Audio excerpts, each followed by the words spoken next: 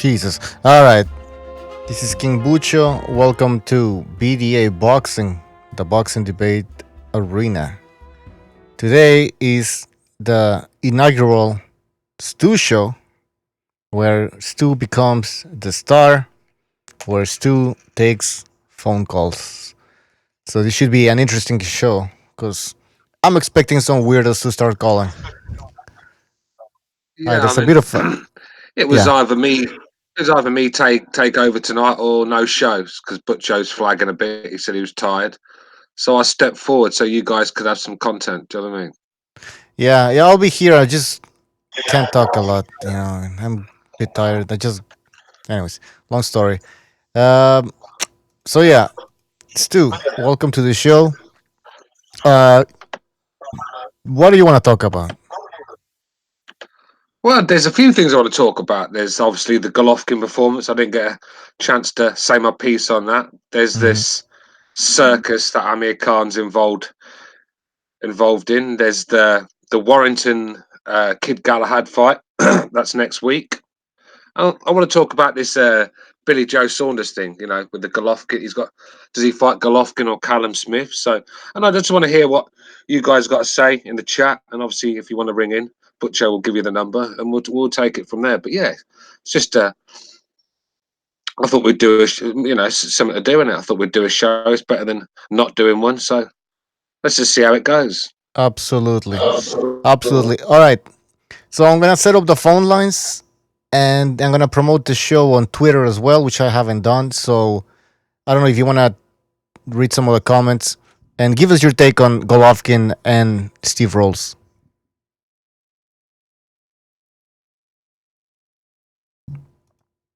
Hang on, Butch. Hang on, Butch. I just got All to right. switch pages.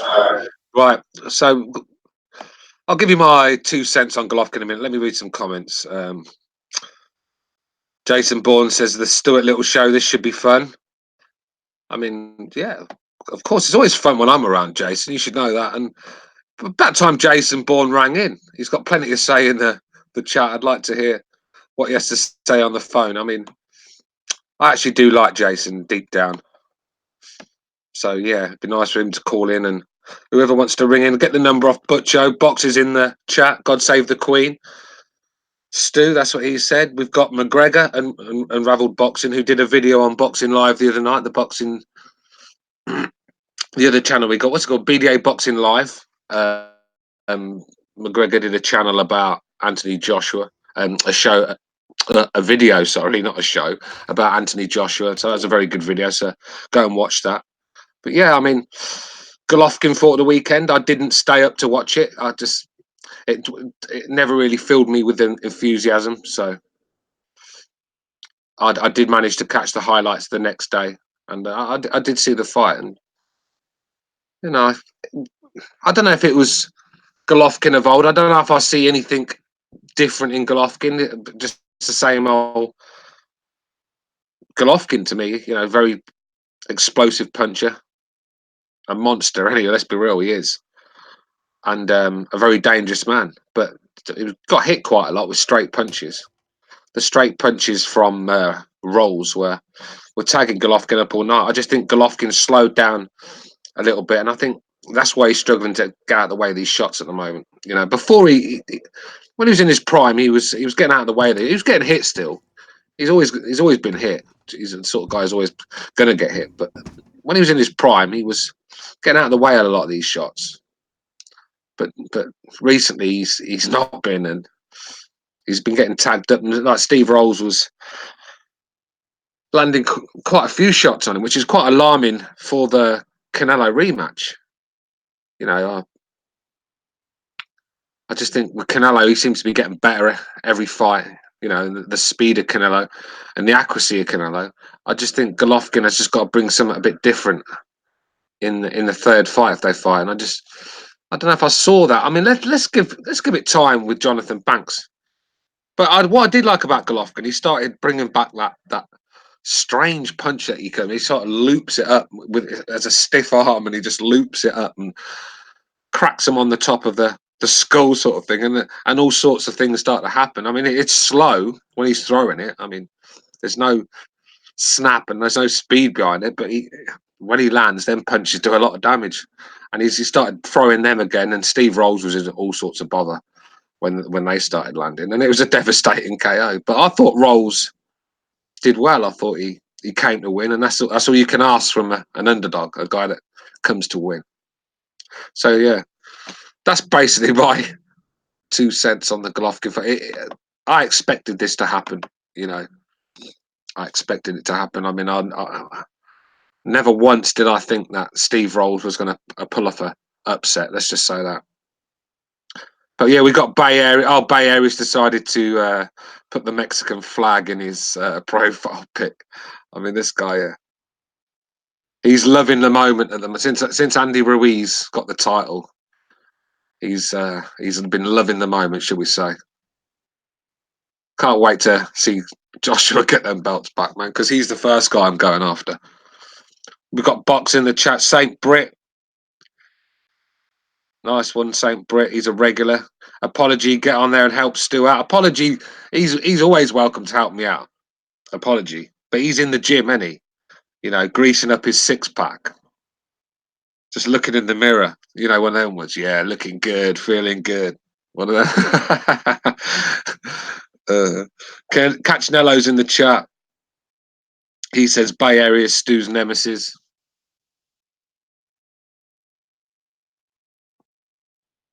Johnny Boy says he's going to hop on in 10 minutes. Yeah, someone's going to have to come on and help me out here. I can't go solo for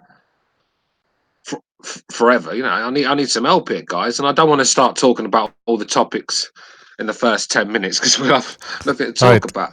Stu, do you want me to send some invites? Send the invites. Get McGregor's just said that he's going to come and help me. Just Butcho, send McGregor a link. All Johnny, right. send him a link. He's going to hop on in 10 minutes. All right. Jason Bourne. This is what I wanted to get hold of that Jason Bourne. Now he's talking about this storm. He keeps. I warned Stu about this storm. You warned me about the Wilder storm. You didn't say nothing about no Andy Ruiz storm. And last time I checked, Wilder wasn't a fat Mexican. So get out of here trying to claim that you got something right. When that fight hasn't even happened yet. You're claiming victory for a prediction that's not even happened. The storm. I mean, the Ruiz storm. Now, what's next? The fucking Dubois storm, or I don't know. You guys, man. Grievous is in the chat. Oi, oi. He says, Nick Yusubidi. I don't know if that's right. He says, "What's up, everybody?" Yeah. Who else is there? People are slowly coming in. Stu, your thoughts on England women beating the Scotland women today in the World Cup? Come on, Box. Do you honestly believe that when the cricket's on and when the Formula One's on, yeah, and the UEFA Nations League England game and the Portugal Switzerland game, great day of sport. Do you honestly believe that I'm going to be sitting there watching women's football? Come on, man. I can barely watch women's boxing. And I mean, I thought the Katie Taylor fight was quite entertaining. I did. I don't mind watching Taylor. I thought Shields' fight with Hammer was absolutely dreadful. It's like a Christina Rubber Mallet, I call her. She's nothing. No snapping the punches, robotic as they come. I mean, it was like watching Valuev grace the fucking ring, weren't it? She was as stiff as Valuev, and that guy's 7 foot tall and about 20 stone. So yeah, and I thought Shields was very, she's tacky the way she was going on in the crowd about Katie Taylor. I mean, just not a fan of Clarissa Shields. She's not gonna drag me into women's boxing, so I get behind it. She's not. She's the sort of girl, the woman that's going to push me away from the sport because there's hardly any decent fighters. If one of them's a real piece of shit that hasn't really done much herself, I mean, who's this girl beat? I mean, it's a terrible division. So I know boxers asked me about women's football, but I don't want to talk about that. And so I thought I'd talk about the women's boxing instead. But that's about it as far as that goes. I'm just not really a fan of women's boxing or women's MMA, to be honest with you. I just like watching. For me, women should be at home being females. I don't being feminine and being pretty and sexy for their man, and not just sitting there with veins popping out their veins. You know, sparking people out cold and fucking with eyes split open. No, it's not very attractive to me. What's But up, yeah, I mean, Spence? we got McGregor. How the devil are you, McGregor? I'm pretty good, man. I've been having a really good day. Really, Have really you? good day, to be honest with you. Yeah, man. Have you? Just a really good day with the family and stuff. Oh, can't beat it, mate. Can't beat it. Have you been spending it with your son, did you say? Yeah, I was with my son and we were hanging out, and he's a great little kid. Yeah. How many kids you got then? Just the one, man. Thank God. Yeah. Thank fucking God. I've got 4. Fuck. I got twins, innit? I got twins as well. No. Yeah. They're going to be the next generation, so we say, of world champs.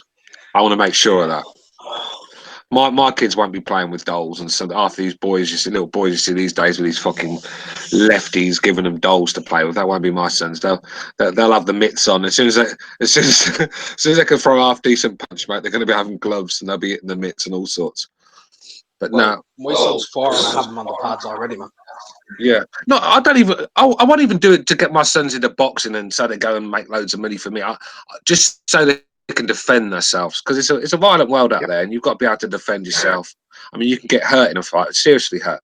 And if you sit there and curl up in a ball and take a hiding, that's it's not about it. You're gonna have to come out swinging. It's like a fucking cornered dog, isn't it? And you want your sons to be able to do that. You want your sons to be able to defend themselves. You don't want them, being cannon fodder to anyone that wants to start on them, sort of thing. So, No, yeah. I get you completely. Like, I have my son, I have him on the pads. It's not because I want him to be a pro boxer. That's his decision when he's older. If he wants Yes. to be a pro boxer, a plumber, a psychologist, he can do whatever the hell he wants to. I'm not going to step in his way. But it's Yeah, 'cause primarily in case somebody tries to fuck with at skill, you can tag them up. that's the difference. When people say, "Oh, you should never force your kids to do boxing," no, you can force them to learn how to punch and hit the bag. I'm not saying go in there and get punched in the face, because you shouldn't be able to force anyone to go in there and get punched in the face, because it's not a very nice feeling being punched in the face. Let's be real, and you wouldn't want your kids getting punched in the face. So I just want them to go in there, keep fit, and discipline. I mean, the boxing gyms. I mean, it's the best place for your kids to learn discipline, to respect your elders, to respect yourself. And I just think, even if you keep them around the boxing environment, it's got to be a good thing for them, isn't it? Most definitely, man. It gave me a lot of good ground. It kept me out of trouble on the streets. Like, I grew up in the traveller community. Obviously, it's surrounded with all different types of stuff, drugs, guns, all different types of violence. Yes. So, Yeah. It kept my head down on the straight and narrow, and I'm like, I've got my own place and all at 26. Yeah. Like, Are you a gypsy yet? Yeah. Yeah, man, I am. Yeah, but I don't have a caravan or anything like that. Thank God. No. Yeah, but no. My mum's a gypsy, isn't she? Irish gypsy. So yeah, but I don't live. I can assure you, I don't live in a fucking caravan. I never have done. It's just, my mum. I've only ever lived in a house, so I've never lived that gypsy life. But you can't change what your bloodline is, can you? Sort of thing. But no, you can't. It's a vicious circle. So you growing up around that, you know what the mentality is like. It's all like you live one day to the next kind of thing. And let's be real, you can't really trust a lot of them either. You can't have anything nice around them. They drag you down. I know for a fact they were the people that dragged Tyson Fury into the gutter, using him for his money and feeding him cocaine and letting him be the clown of the party and go on Tyson, good old gypsy boy. You know how it goes. So they just drag you down. Not the sort of people I want to mix with. I've got fucking hundreds of cousins and that. I don't barely. I like a peaceful life, man, and being around them lot is not a peaceful life. But talking about Furies, have you actually caught up on Tyson Fury's brother in the Love Island at the moment? I mean, fuck, man, this guy. I hope he fights like he fucking. Like he chases women, mate, because he's going to be unbeaten. The fucking guy is corny as fuck, man. He's a little legend, isn't he? He's going mad. He's going ham, man. He might even do well in this Love Island shit. You never know. I mean, I nearly spewed up over my telly when he said, "I just want that moment, the Adrian moment where I win a fight, and I'll go out to the crowd and call my woman's name." And I was like, "What the fuck? No, don't say Adrian, please." Do you know what I mean? It was just corny as fuck. I thought, just get him out of there, get him back, and what he does. He's a boxer, man. He should be nowhere near Love Island. I mean, this is almost embarrassing. It's fucking Khan being in the jungle, isn't it? I know that it's And getting me out of embarrassing. there. Right. It is definitely embarrassing, Stu, but I think you can agree with me. Today's era, unfortunately, it's mostly about building profile. And Well, Joshua's prime example, isn't he? I mean, who was it? Who was it? I think Andre Ward got it spot on when he said Anthony Joshua has become more obsessed with looking pretty on Instagram than he is being a fighter. And that's his downfall. And I totally agree with that. He's sitting there on Instagram, isn't he, with his shiny six-pack, with his fucking biceps out, with his little smile for the ladies. I mean, he needs to get back to business. Because without boxing, these ladies won't give a fuck about him. Let's be real. Yeah, that's true. That's true. I mean, he'd still be able to pull out a club. But listen, he's going to be able to pull these birds, but he ain't going to have all these birds chasing him on his Instagram when he's not boxing. They know who he is because of boxing. That's what I'm trying to say. Here's the other thing: he's not using it to his full potential, mate. I'm seeing some of the girls that he just be walking around with, mate. That ain't good.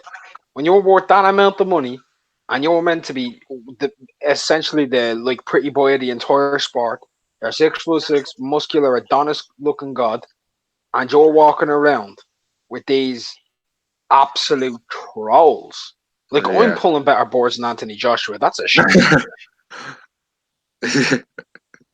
That's a damn shame. I'm not even joking. Cameron has a better looking girl than Anthony Joshua. And that's me being straightforward, fair play to Cameron. She's a good looking lass. Oh. She's way better looking than this chick that I seen him with when he was walking out with. Yeah. It's a bit strange, the old Anthony Joshua thing. You think he'd have got himself a hottie, wouldn't you? But I suppose he's one of them guys that keeps everything. I think he's probably got 5 or 6 of them on the go. He just keeps everything secretive because he's got to keep that humble, respectful image, and it don't look good if he's fucking 5 or 6 women behind each other's back. But he is. But he's got to keep that image up, so it's all hidden, in it. You know what he's like. It's everything's about image with him. If he'd spent as much time in the gym working on things as he did working on his image, then he would be unbeatable. But unfortunately, he's took his eye off the ball, and I'm still pissed off about it a little bit. Do you know what I mean? Because I just thought he let himself down. There's getting beat and there's getting humiliated, sort of thing. And it was definitely the latter with Andy Ruiz, wasn't it? It was just sad, man. Did you catch the Golovkin? Let's get on the Golovkin because we've spoke about Joshua and Ruiz enough, and you know what I mean. I don't want to talk about that no more. Yeah. Did you catch up on the Golovkin fight? Yeah. I was watching it. He looked pretty much the same. I seen a little bit more head movement from him, but it was more it wasn't like there was any purpose behind his head movement. It was more like a pendulum. He never went right, left, or left, right, or left, left, right, or anything. He just went right, left, left. You could pretty much time it like it was a tennis ball on a string. Yeah. It didn't seem like they really changed much. Other than that, he kind of came forward in the same patterns, and he roasted the guy in the 4th round. Yeah. But, I mean, like I said, don't you think it's just alarming that he's getting tagged up like that? And these are basic shots. These are not world-class shots that, that are being thrown in. These are just basic 1-2 shots, and he's just not getting out of the way of them anymore. And that's a lot. And he hasn't. I said that earlier. He's never really been great at getting out of the way of shots. But there was a time where he would have, not all of them would have landed. He got out of the way of some of them or blocked them and catch and shoot, whatever, But I don't know, man. I don't like to hate on Golovkin. I don't, because I really rate him as a fighter. I just don't see I just don't see him getting any better. I think we've seen the best of Gennady Golovkin. I think he's wasting his time and wasting training camps and wasting energy on fights with Steve Rolls. I mean, he should never have took that fight. She should have gone and made a statement after the Canelo fight. He should have gone after Charlo, Billy Joe, anyone. Do you know what I mean? Yeah. Anyone but Steve Rolls. And this is my problem with Golovkin. I just think he's wasted. And even with the Varnis thing, I know the Varnis wasn't his fault, but I mean, was that all they could find? Varnis. Do you know what I mean? He just seems to be wasting his time. And we know the only fight he wants is Canelo. So even if he takes that, I mean, that's going to take a lot out of him as well. Not just the trainer and the fight. Do you know what I mean? It's just going to age him. And well, that's probably going to be his last fight. Is he going to cash out on the third one? I reckon he will. I hope he does. It's not a badness in me. I like watching him fight. His style is so fan friendly because he just comes forward, he throws punches, he takes punches. Like he's the perfect fighter for a casual to go watch. You know what I mean? But having said that, mate, like he's 37 now. He's taking shots from Steve Rolls that 2-3 years ago he wouldn't have got tagged with. Next time round, what's going to happen if that's a better puncher or anything? Like, I'm not saying like Jamal Charlo's God's gift to women or anything like that in terms of puncher, but some of those shots could have hurt Golovkin last night if it was someone like that, or if it was Andrade, or if it was someone good. And like you mentioned about Vannes, no, it wasn't his fault with Vannes. Originally, he wanted Munguia, but they refused to sanction the Munguia fight, if you remember, for some reason where they were like, oh, this kid's too young, too green, blah, blah, blah, blah, blah. No, it was because Oscar didn't want his little guy to be getting in there before he did anything. So, I don't know, man. But if he had fought somebody like, I would have rather either see him fight an Andrade, a Jacobs, a Charlo, or even a Derevianchenko. Because who wouldn't like to see Derevianchenko and Golovkin? That's a cracking little fight. I just want to see Golovkin in big fights now. That's all I want to see Golovkin in. I just think I don't think he's got too long left in boxing. And I don't want to see him wasting his time with fights like Steve Rolls. I just don't. It's getting him nowhere. What has it proved by what he did the other night? Of course, he was going to destroy this guy, but has it got him any closer to a Canelo fight? I don't know. I mean, Oscar De La Hoya's turned around and said, "Oh, go and beat someone decent before you come back to us." So he's just wasted a whole camp on nothing. And I know it's not Golovkin's fault, you know, that De La Hoya's saying that, but I think if he'd have gone in there and did that to Charlo, then everyone would have been like on the case, and that fight would have been probably closer to being made. But I don't see that fight being made. I don't, not for a while. I think Golovkin's going to have to hang around for that fight. What's up, fellas? What's up, Johnny? What's up, buddy? Yeah, I mean, regarding Golovkin, he it was a good little bounce back fight for him coming off the layoff and whatever. You can't really tell if he's doing anything different when he's fighting fucking Steve Rolls. But that's the thing. That's the thing. Yeah, that's the thing, John. But he just did what he was supposed to do, knock the fucker out. So I mean, hard to tell. Yeah. Hard to tell. Yeah, he definitely. Like I said, he did what he had to do. It's just, I don't know, man. It's just one of them where I just thought it was a waste of time. It's just a real waste of time for me. And I think Golovkin, he's at that stage of his career where these young lions are actually finding their balls now. And now that they're starting to fancy their chances, now they want to call him out. Now he's slowed down a yard and he's easier to hit and he's not as explosive. Now they want to fight him. So, when he was at his best, no one wanted to fight him. So I do feel sorry for Golovkin in that way. But, I just think waste of time that was on Saturday. Yeah. Hey, Bucho, if you can hear, put the chat on the screen if you're listening, bro. I know Stu's hosting, but I mean, even at Andrade, go for that belt. That fight can be made because I believe Golovkin's with DAZN, isn't he? Andrade's with the zone. That fight can be made. He should go. He'll knock Andrade clean out. I don't care what anyone says. Even though he's as slow as that right now. I just think as soon as he lands on Andrade, then I'm fine. You know what? See, I'm fine with that. But at the same time, like I'd be fine with him fighting Andrade. But at the same time, let's not make Golden Boy and Oscar and Canelo and them shouldn't make Golovkin jump through 4 fucking barricades to get that third fight either. no, I agree. But the thing is, right, they've fought him twice already. It's not like they're fucking saying, it's like Anthony Joshua, what he did to Wilder and Eddie Hearn when they said, "Oh, we want to fight you, but you got to fight Dillian White first." He's not doing that, really. He's already fought the guy twice. He's just saying, come back. He's just saying, come back with a belt or something. Come back with a decent win. You've just beat Steve Rolls. What? No one's excited about that, and I agree. Yeah. That's all I'm saying. The fight's there for Golovkin. I think if he just goes and takes that belt off Andrade, because he will take that belt. Trust me. I think he's just he has something to bring to the table with the negotiations. Then, doesn't he? I'm glad McGregor mentioned that as well. I think him versus Derevyanchenko would be a very good fight at this point.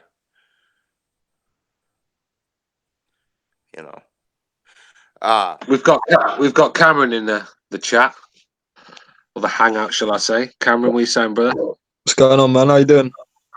Yeah, good. Did you catch up on the fight the weekend? What, Golovkin? Yeah. I still need to watch that, man. Cameron, man. Since you've been with that bird, you don't even fucking watch boxing anymore, do you? Does she have you watching soaps and stuff like that with her instead? The Young and the Restless. Don't you start, Johnny? I bet Cameron missed it because he was watching 50 Shades of Grey with us. No, he's watching that fucking Lady Gaga movie. No, I'll come on his talks and boxing, man. We'll get fucking ridiculed, you know what I mean? How can you talk boxing when you didn't watch the fight? What are you going to say about the fight when you didn't watch it? I want to fuck knows, man. Just something else. All right, then. Okay. What about Amir Khan at this freak show that's going to happen? With what, the MMA show? Nirat Guraj or whatever his name is. I don't know. Is that an MMA? I'm just looking forward to getting. No, it's not an MMA. Yeah, it's MMA, isn't it? He's fighting an Indian amateur boxer, isn't he? In Saudi Arabia. Well, he'll probably still get knocked out. I mean, this guy here, if anyone's taking boxing for a joke, it's become Amir Khan now. You just know it's a circus now. He's a circus, mate. He really is, bro. He will bleed every drop of money he can get out of boxing, mate. That guy, I mean, I hate to say it, he'll be like Muhammad Ali when he fought Larry Holmes. He'll be going in there fucking punch drunk just to get a paycheck. Stu, every morning I have the routine when I'm having my coffee. Oh, sorry, buddy. Go on, bro. No, go on, bro. Go on. I was just gonna say every morning I have my routine where I have my cup of coffee, and I check. I sit down on the computer, have my cup of coffee, and I fucking check and see if there's what's going on in the boxing world. I check and see what's going on with Pacquiao, Usyk, and everybody else. Every day I have my coffee for the last week. I've heard Amir Khan say some stupid shit. Oh, there's something going on with his wife. He wants a rematch with Crawford. He wants to fight Keith Thurman. He wants to do this. Like, bro, shut the fuck up. I'm sick. I'm so sick of Amir. Yeah, I've just had enough of this guy. I mean, like I said, if there's anyone I want out of boxing right now, it's Amir Khan. And it's not for any other reason than this guy is starting to take us for mugs. I knew when he quit against Crawford that he was going to use that as a tool. I was coming back into the fight. I was starting to land. I didn't want to quit, but I lost my bearings because I got hit in the net. All the excuses were coming, and I knew he would use it. He's just so predictable, this guy. For another payday, because I think if it had been sparked out, which would have happened, he'd have got sparked out cold on the canvas. That would have happened. I mean, I don't think he even would have got a license again. Do you know what I mean? So he had to. I reckon he probably thought he was going to do this from the start. He had a look about him, even in the press conferences and stuff before the fight. He just didn't look like a man that thought he could win or believed he could win. He was just one of them guys that was going there for the paychecks. Deep down, I believe that he was going to do that anyway. I thought as soon as he gets hit with a shot that's sort of half low, he's going to pull a Zab Judah, what he did to Khan sort of thing. Well, he's remembered that one and he's done it to Crawford. But after that, the guy should have gone and had a rest from boxing for at least a year because that was embarrassing. But now he's back fighting an amateur guy from India. He reckons he's doing it for peace because, you know, there's hostility between India and Pakistan. I mean, this is not going to bring peace, this fight. It's going to bring more tension. But Amir Khan's not exactly the sharpest tool in the box, is he? He's not doing it for peace. He's doing it for like 10. He's doing it for 7 million. That's what he's fucking doing it for. Oh, no. The guy... I mean, this is delusion at its highest. And I don't know, man. I just don't like the man. I just don't. Peace. What are you doing? Opening a soup kitchen over there? Come on. Fuck out of here. No, listen, Johnny, right? You bring peace to Pakistan and India by like quelling like all the issues by like actually doing something about it. You don't do it by getting a Pakistani lad from Bolton with no chin to go over and beat up some amateur boxer. That's not how you sort that shit out. No. Can't do anything for money. I'm convinced of it now. He'll do anything for money. I mean, this guy went on. I'm a celebrity. Get me out of here. He went in the jungle and ate cockroaches and you know, and jumped in the pits with snakes and stuff. And just for a few quid, this guy'll do anything. Still surprised the cockroach didn't wax him. But one thing that I'm looking forward to this weekend is the Warrington Galahad fight. What about you guys? Cameron, where's Cameron? Is Cameron gone already? Cameron bounced already.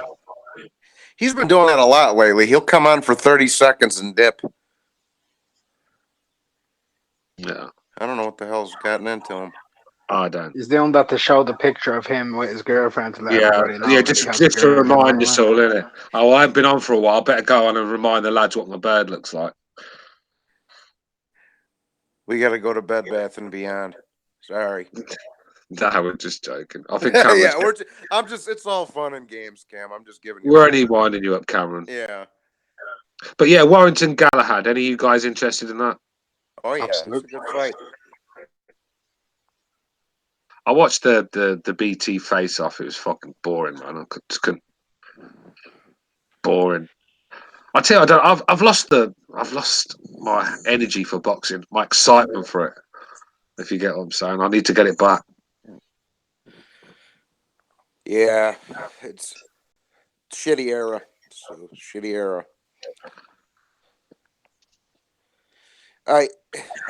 There's a lot coming up this week. You know, Fury's fighting, which that might be a fucking, you know, we'll see.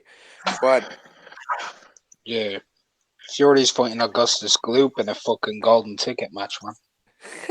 That's what you said in my stream this morning.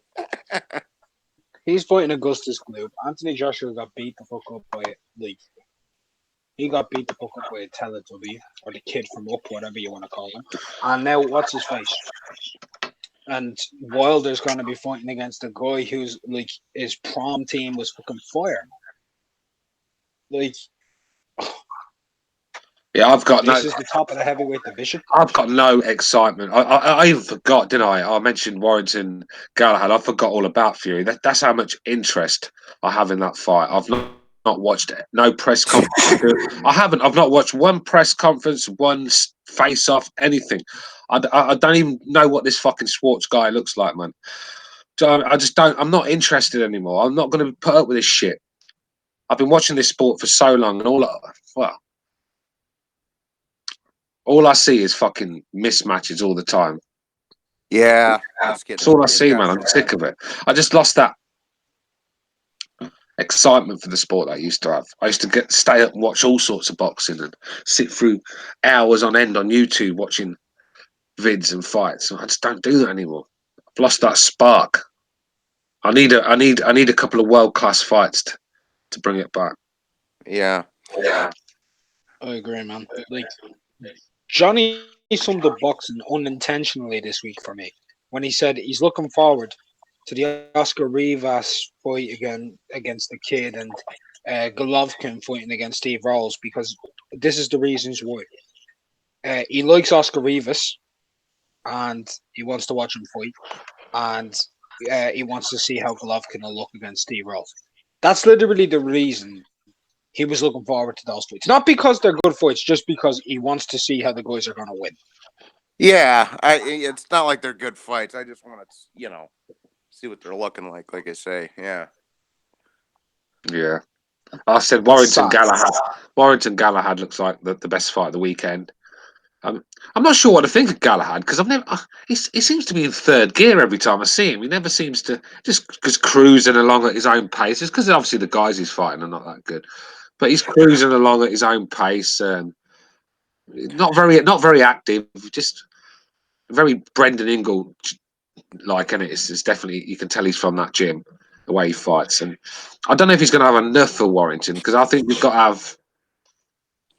have decent work rate to beat Warrington. I think you can look classy, you can look slick and all that flashy, but it's not going to be enough with someone like Warrington because he just brings fire, and you've got to fight him back because you have to. People like Warrington, you have to fight them off you. You can't sit there on the back because he actually cuts off the ring quite well and he works his way in with the jab, and he's quite a smart fight, Warrington. And once he gets inside, he unleashes hell.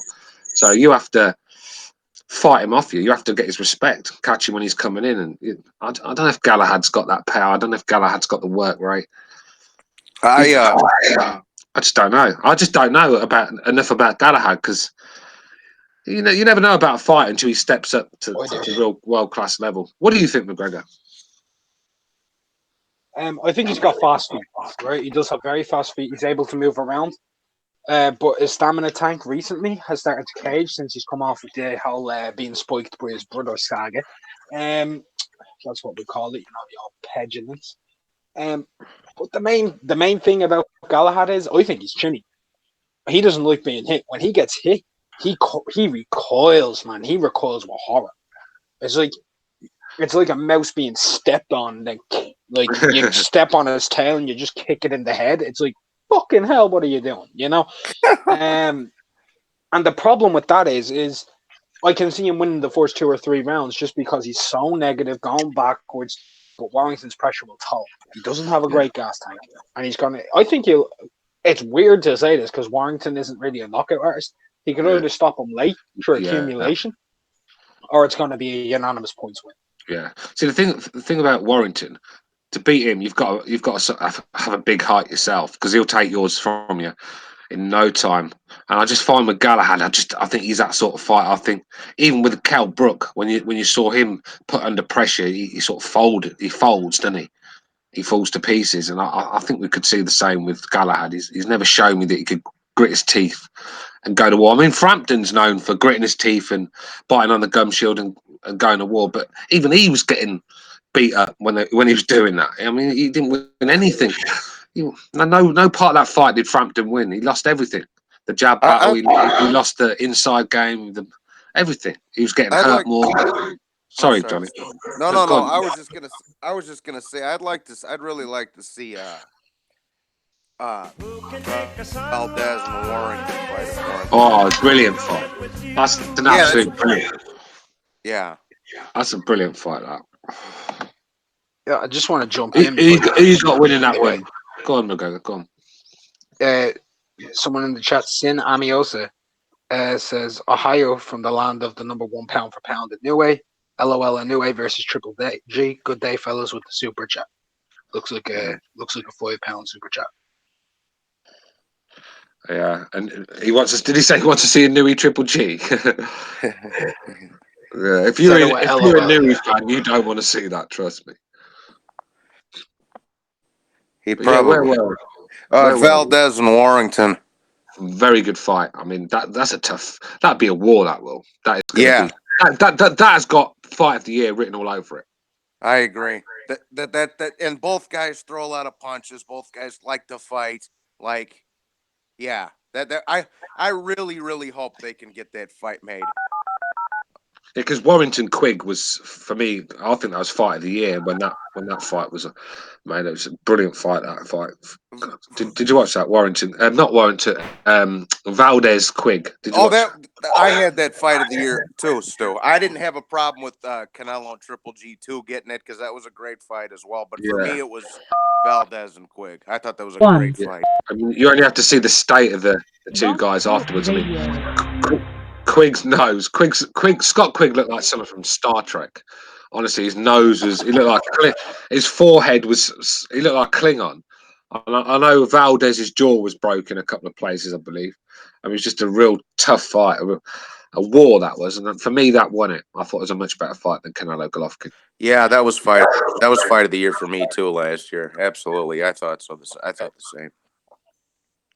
They were both messed up. You know, Valdez got his teeth and his jaw broken. Quigg got his nose broken. They were both nicked up. They were both fucked up after that fight, both of them. I'm biased, man. The reason my fight of the year is the way it is because it was at the fight last week. Wilder versus Fury. I'm biased.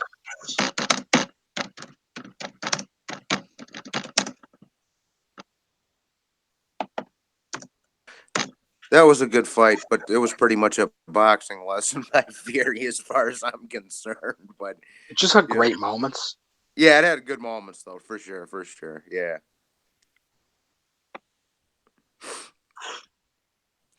Yeah, somebody mentioned this in the chat too. On a brighter note, we got fucking Bradis and Glowacki and Dorticos and Tabiti for the fucking cruiserweight semifinals next weekend as well. I'm looking forward to that shit, man. Those are some good fights. Those are very good fights. Yeah. On a brighter note, like I say, instead of fucking Fury and versus the German. The German. I like how I'm getting stick for being grumpy. I mean, what is it to be? I mean, you guys have just got no standards. You guys have got no standards. They could feed you that garbage all year round. You sit there like happy bunnies, and you fucking. Oh, you guys make me sick to my stomach, man. Did you catch this is why they put on these fights, because people like you accept it. You know, of course, I'm doom and gloom. I'm seeing mismatch week in, week out. Where's these world-class fights? Did you catch the Valdez fight last night, Stu? I haven't caught that one yet. I didn't stay up for it. I've caught the.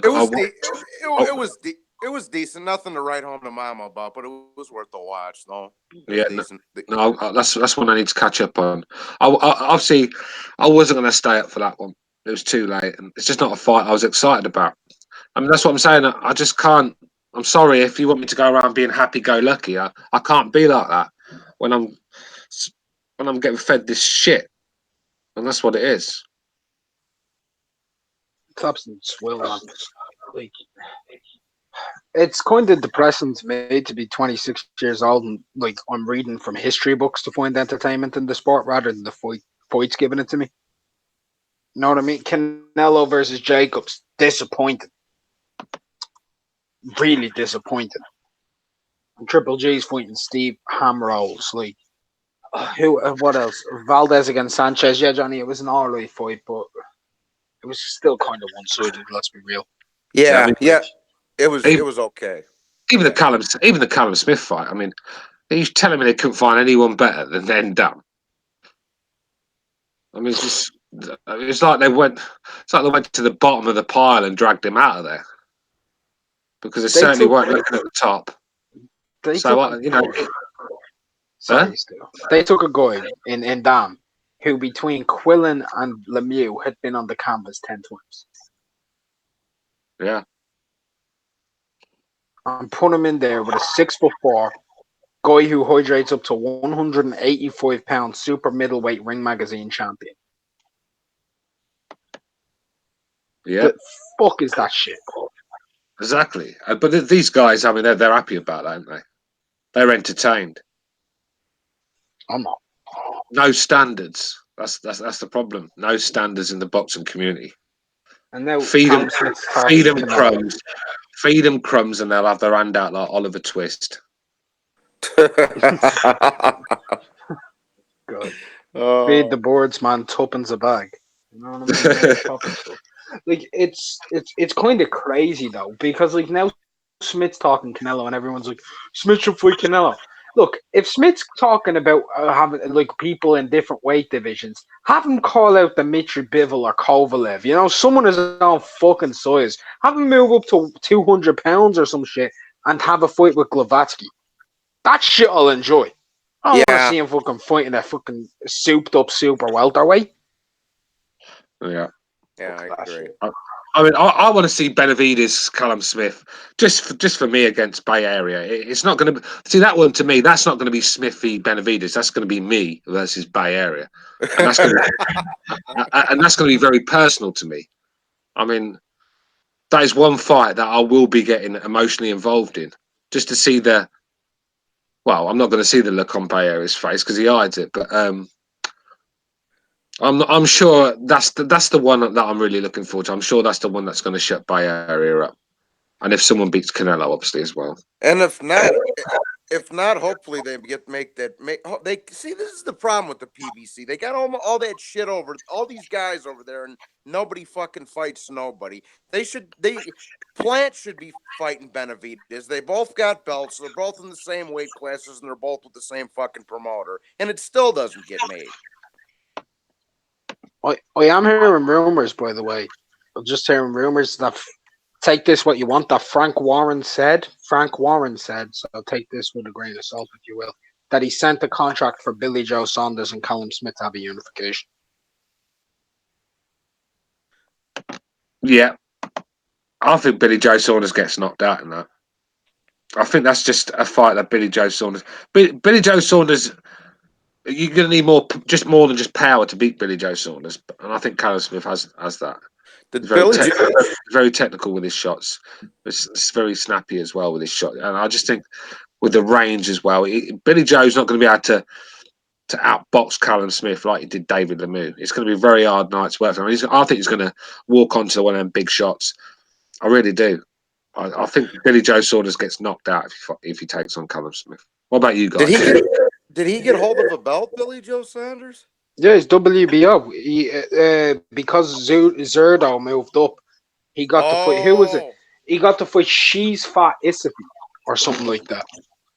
Shifa Isafi, some dude who's fought at like cruiserweight and light heavyweight and God knows how many. This guy is like a 9-weight fucking bum, and he gets in there and he somehow gets a shot at the vacant WBO. So Billy Joe picked up the vacant WBO at 168. Yeah. Oh, wow. Yeah, that's a big British, domestic, isn't it? It's a very, very big fight over here. I don't know if it's the sort of fight I want to see Smith in, though. I think Billy Joe needs to earn the right to fight Smith. What's he done recently? Done nothing. But I thought he was poor in his last fight. That's one of the bouts when we was talking about on the show the other day about can't take. You know, when people are talking about Mexico had 11 champions and when Britain had 13, it doesn't mean anything to me because you only just got to see how Billy Joe Saunders won a belt the other day. Exactly. Handed to him on a platter. So he needs a couple of good wins at super middleweight. He fought an average guy being kind to him, and he didn't look very good to me. Well, he looked slick and all that. And he's obviously got boxing skills, isn't he, Billy Joe? He can obviously box. He's a very talented guy, but did nothing impressive. Never looked like really stopping the dude. Hurt him, but never looked like stopping. Prove yourself before you fight the number one guy in the chat. I want to see Smith in there with Benavides, like I said. Make that fight. That's a good one. Billy Joe hasn't done shit since he fought Lemieux, bro. And that was, 2 years ago now? I mean, come on, man. Yeah. has it been that long? Something like that. That's ridiculous. Like, I'm not all right with that shit, man. And like, outside of that, his best win is probably Eubank Jr. Or Andy Lee. Take your pick. A fading Andy Lee as well. Since then, Eubank Jr. has built a better resume than Billy Joe Saunders. Yeah, true. It's not. He's a different weight every time he fights. Billy Joe, he's a different weight every time he fights. Last 3 fights, I think one was at 170, weren't it? No, it's 160, then 177, then 168. I mean, Somebody asked a good question in the chat here, Stu. No Stafaru Zod. Do you think Saunders would have beaten Andrade? Had they? yeah, I do. Yeah, I do too. I do too. Yeah. Yeah. I think I'm not a big stop fan of Boo. Boo. I'm not a big fan of Boo. I'm not. Never have been. I've been one of the first when I was on the Boxing Voice saying not that impressed. Yes, he's very talented. Yes, he looks good on the eye. But like I said, there's more to that than boxing. I think very vulnerable around the chin. And I think his heart's there to be taken from him. I mean, Cool Kai give him all sorts of problems. He was getting rocked to his boots by Cool Kai. And you just got to look at Cool Kai's record to know that he's not a big puncher himself. So I don't think you have to be a big puncher to hurt Andrade. I just think you've got to be good enough to land, and that's it. And I've just seen it. Go on. Can I step in on the Kulkoi thing? Just step in on the Kulkoi thing. I actually think Kulkoi is grossly underrated, man. Him and Derevianchenko, for me, put on one of the best fights this year. That was a good fight. He gave Derevianchenko socks, mate. And I rate Derevianchenko. Speaking of guys who haven't done shit though lately, Andrade's at the top of the mill as far as I'm concerned. He hasn't done shit since he was. What did you expect when he joined Eddie Hearn? You know, Eddie Hearn was going to feed him can after can after can. Do you know what I mean? It's like a food bank, isn't it? When you're with Eddie Hearn, just gives you all these cans of beans, cans of tomatoes. You know. I mean, the last thing I remember Andrade doing was when he was at 154 fighting fucking Moderosian when he was active. That's the last thing I remember him even doing worth mentioning. Now they're trying to hype him up, saying, "Oh, he's having a good fight with Selecki." Mate, Selecki just went life and death with Gabe Rosado. Yeah, I know. And Gabe Rosado was finished about 5 years ago. Mate, the best performance I've ever seen Gabe Rosado put on was when he was in the Creed movie and he was fighting against him in his first fight. That's the best. That's the best performance I've seen Rosado have. Like, same here. Same here. He looked world class that night.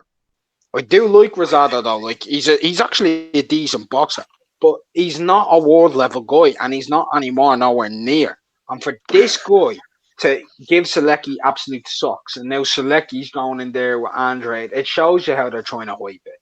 Like, I think Gabe Rosado is a bit like a gatekeeper. If you're not good enough, he'll find you out, sort of thing. So he's one of them where he catches these up and coming guys that they try to rush. They stick him in there with Rosado, and if they're not good enough, Rosado will show them on the night. He's that sort of guy. He's just a tough. It's hard to get him out of there, and he keeps coming, and he questions your heart and your will to win, and sometimes that's enough. I mean, I keep saying about Froch being like that.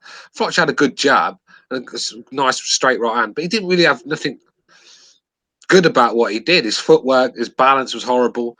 You know, he was slow, he telegraphed, but he had a great chin and an incredible desire to win, and he was tough and strong, and sometimes that's enough. And I think Rosado's got them sort of attributes. I just don't think he's just not quite good enough at the top level.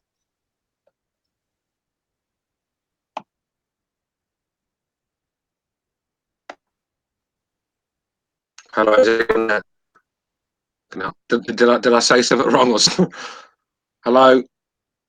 No, sorry, man. I just have to mute myself real quick. It's just. It's the show. Where do we go from here with all of these bum shows?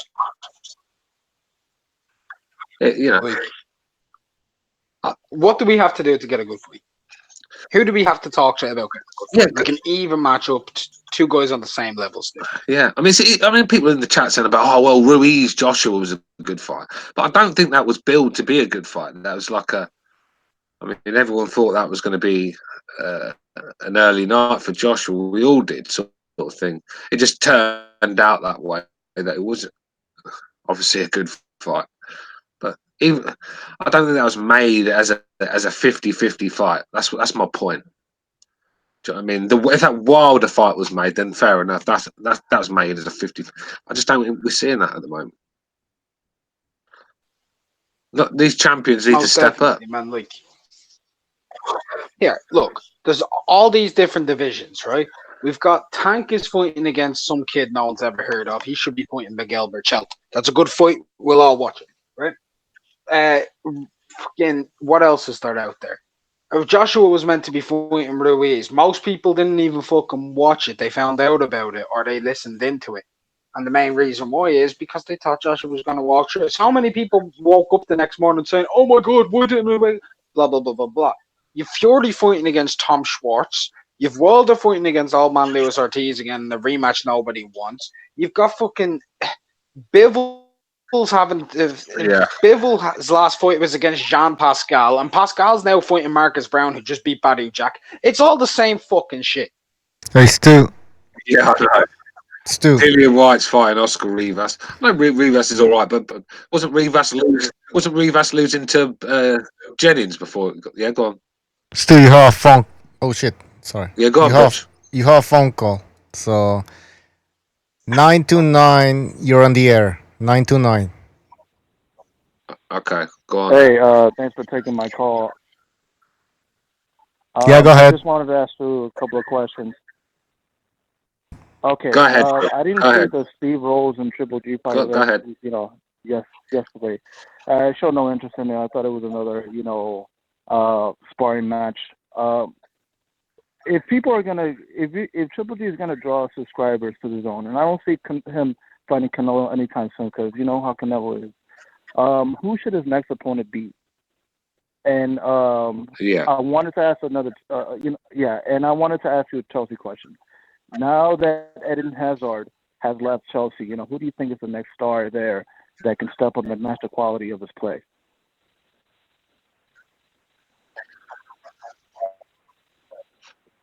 Well, I'll start with the Chelsea one. I'll get that out of the way so we can carry on with the boxing. I mean, Hazard's a big miss. You don't replace world-class players like that very easily. And we've just paid £60 million for Pulisic, the American. I'm sure a lot of you guys will know who he is from Borussia Dortmund. Nowhere near the finished article, but I believe he's the sort of guy we're looking to step up. Hudson Odoi, the young English guy that we've got, who Bayern Munich wanted, so he's just signed a new deal. And then you've got obviously there's other young talent coming through. I mean, we've got a transfer ban coming up, so that's the road we're going to have to go down, I think, with the young players. So yeah, it's going to be very hard. We're going to have to probably take a back seat for a couple of seasons until we can rebuild again, I think. But as for the boxing, I mean, who do I think Triple G should fight? I mean, my top three would be Andrade, Billy Joe Saunders, and a fight with Callum Smith in England. I mean, a fight with Callum Smith in England would be massive. It'd do massive pay-per-view numbers, and it'd fill a stadium. I mean, that's just probably a fantasy matchup for me, but that's a fight I'd love to see. Billy Joe can be made, and I think you can beat Billy Joe. I really do. I'm not sure if I want to see Canelo right now. I'd rather, if I was to have one choice, I'd probably say go after Andrade, get that belt, and then come back to the negotiation table with Canelo. With the belt, Yeah, that seems logical. Yeah. All right, man. That's it for me, man. Thanks for answering my question. Yeah, man. I mean that's where I am with. Yeah, thanks for the call, bro. Yeah. All right. Respect.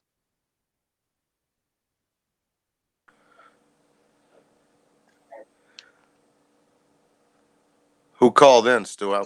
Butcher, are you there? We got any more calls? Nope. I don't know, Butcher didn't tell me. We got any more calls, or is that it? That's it.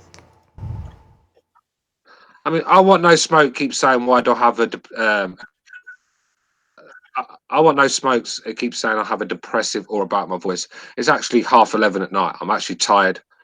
I apologize that I'm not fucking shouting through the rooftops and doing star jumps as I'm talking, but unfortunately I'm tired, and this is how it is tonight. So it's either that or no show. And if you keep winding me up, I want to press that time up button. I am. I'm not in the mood for that guy right now. But yeah, what's your opinion, guys? Who do you want to see Golovkin in there with next? I mean, 3 choices. Johnny boy, I'll go with you first. I mean, I want the Canelo fight right now. I ain't gonna bullshit you, but just because I don't want. If my whole thing is if you're gonna make it now before the dude gets any older. So that would be if you're gonna, like I say, if you're gonna do it, just do it now. But my second, third, yeah, I'd say the second would probably be Andrade just because he's got a title. And third, how about Derevyanchenko? Since that's because I think that'd be a good fight. Derevyanchenko. Okay. I'll get my 2 cents. You said outside of Canelo, McGregor? right? Yeah. Can you hear me? Oh, you said outside of Canelo? Yeah. My bad, Stu. Yeah. Oh, all right. Well, then Yeah. then fucking Andrade, Derevyanchenko, and Charlo's bitch ass. Well, my 3 are a little bit different. My number 1, I'll go 3 actually. My number 3 will be Andrade, even though it's a title fight. I don't like watching Andrade fight. My number 2 would be Derevyanchenko, and my number 1, without question, would be Jamal Charlo to shut the fanboys up. Yeah.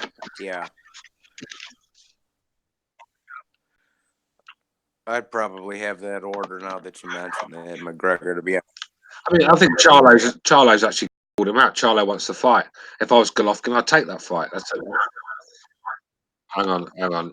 Someone's got something in the background. Yeah, take that fight with Charlo. That's a big fight. I mean, I think that. I don't know, man. I think I'd rather see Andrade before Charlo because I just think that belt is quite important with the negotiations. But yeah, I think if he couldn't get Andrade, I'd definitely want to see Charlo in there. And I think he beats Charlo as well. I think he stops Charlo. I do too. What about you? Stu, you have another call. Yeah. Okay, who's the caller, Butcher? You're not telling us who's calling. I don't know. I only see a number. So 203, you're on the air. Oh, did you say that? 203. 203, you know that State your name, cuz. revolution. What's going on? Oh, Revolucion. What's up? Yes, sir. Just calling in. I called in last night to talk about the same topic. I was a little drunk, but I think I got my my fighters straightened out now. I definitely want to see Charlo in there. I want to see Golovkin versus Ryota Murata for kind of a weird reason, and I'll get back to that. But then the other one I want to see is Eubank Jr. That would be my third. Now the reason, Well, so you want to see? reason for the Murata fight. Hold on a second. You want to see? I don't know if you guys know this. Sorry, bro. You want to see Golovkin Murata Eubank Jr.? had- Did you say? Hello? Did you say Eubank Jr.? Yeah, he did. Yeah. Okay, yeah, I cut out. I weren't sure. I thought he did. Oh, Go okay, ahead. Yeah. Oh, yeah. Charlo, Murata, and Eubank Jr. Those are the 3 I want. The reason I want to see Golovkin versus Murata is because apparently, I don't know if you guys know this, Ryota Murata had CAT scans done probably about, I don't know, maybe I think like 5-6 years ago or something on his head. And the CAT scan revealed that Murata, his skull, the thickness of the wall in his skull is 1.5 times thicker than the average person. So he's literally got like a helmet up there. So he might be able to endure some of those overcuts that Triple G throws, or any that power jab, anything to the head. Murata might be able to withstand it. It might be like a fucking Homer Simpson boxing kind of thing. You know what I mean? Yeah, but don't you think they're all tailor-made styles for Golovkin? I think so, but honestly, man, at this point, I just want to see fucking Golovkin just chop up some more people, man. I don't care. I just want to see him knock people out and mess their fucking faces up. Yeah, but come on, bro. To me. Yeah, career-wise. Yeah, but come on, bro. We're at the time of his career now where he has to go after these top guys. Go and get a belt. Go and beat some of these young guys up. He's still good enough. He can still make a lot of noise in that division. But wasting his time with Steve Rolls and Chris Eubank and more out of whatever his name is. Murata, isn't it? I mean, I don't want to see them fights. I want to see him in there, like I said, Charlo, Andrade, Billy Joe Saunders, Callum Smith. There's a lot of fights there that he can go after instead of fucking them guys, man. Word. And one more quick. Then I'm gonna hang up. I'm just gonna listen to the rest of the show. Triple G for the past like a month, he's been kind of changing his whole persona a little bit. He got rid of Abel Sanchez. He's speaking in Russian more. Last night, I don't know, maybe it's just me, but the red trunks, that kind of showed a little bit of heelishness, a little bit of a mean streak coming out with those bright red trunks. That's just me, maybe. But what I really like, you guys are picking up on the I, the letter I, they're putting his first name now. It's Gennady with a IY at the end, which is a little more close to the actual Russian spelling. I know these are little details I'm picking up on, but even on Ring Magazine and their ratings, they went back and edited it to Gennady with an IY instead of just with a Y. Yeah, but that's all good, but he needs to change things in the boxing ring because that's where it matters. Yeah, I know. And, we're going to see. We're going to see because you can't. You can't judge Banks. Hang on a sec, brother. You can't judge Banks after one fight. He's not had a long enough camp with him, and it takes 3 fights before a trainer starts to get his ideas through to a fight sort of thing, and it starts to work. So you got to give Banks time. But I just don't think Golovkin has too much time on his fucking hands. That's the problem. But he does need to change a couple of things up. I think he was getting hit far too easily against Steve Rolls, and Steve Rolls was throwing basic combinations from basic punches. There was nothing special about his shots. They weren't coming from funny angles that you couldn't see. They were just fundamentals. It was fundamental stuff from Steve Rolls, and it was working. It's just that when Golovkin lands, different things happen to when Steve Rolls land, and that's as simple as that, really. Good point. It's true. What do you think Golovkin's time is? Because I'm thinking he's got a year and a half to really make an impact, and then after that, he's going to coast out the rest of his career. Whatever happens. But I think really he's got a year and a half left to do something big. What do you think?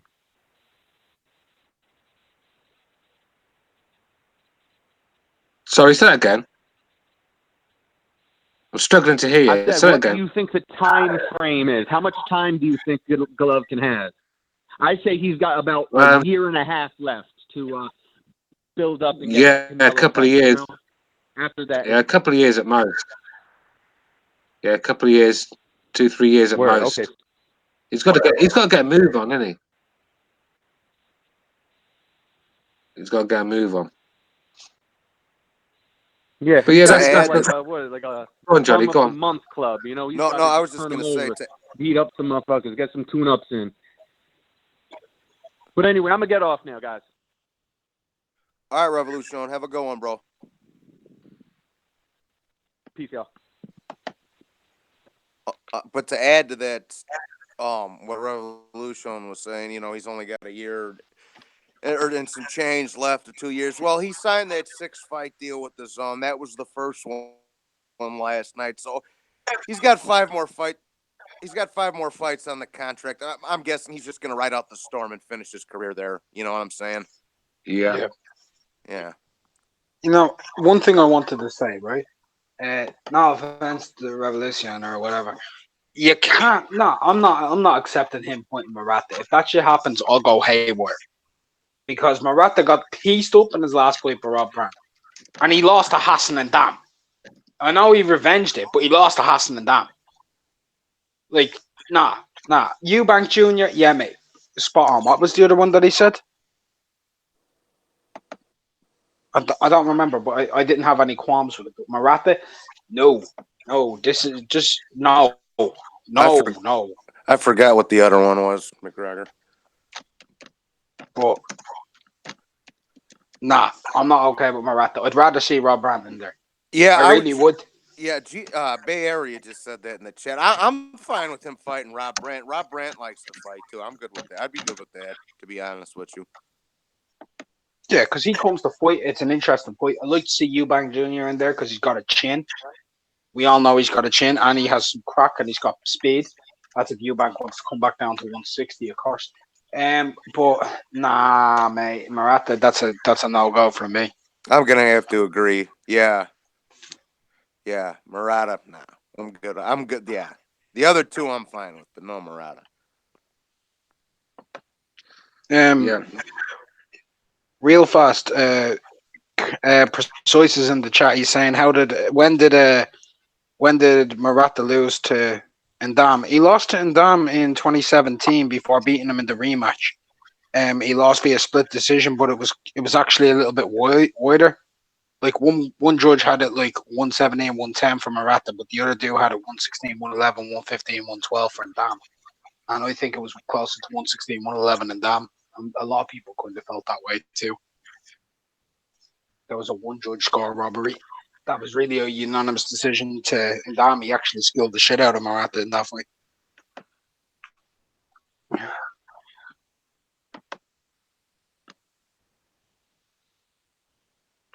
Just at the time, Jason Borna, all he talks about, we got a boxing show on here. He's all he talks about is me. That's all he fucking talks about for hours on end. The guy is like some fucking obsessed faggot. I've just timed him out. I don't like you. Stop harassing me. You're a Polish prick. So if you don't like what I'm doing here, I'm fucking tired. I'm holding this show together with my eyes fucking half closed.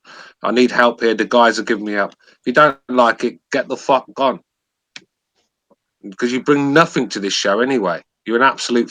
You're a block of wood.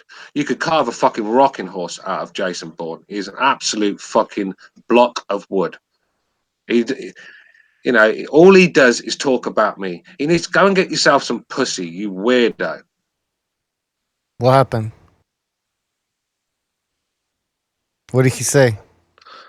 This guy, Jason Bourne, man, I'm trying.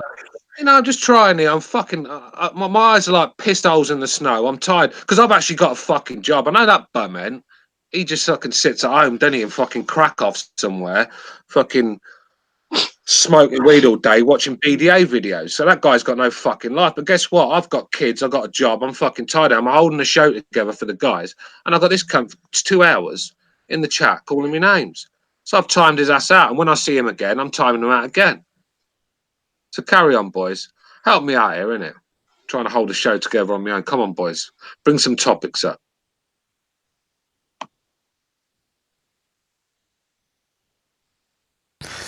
Well, Johnny, you want to jump in?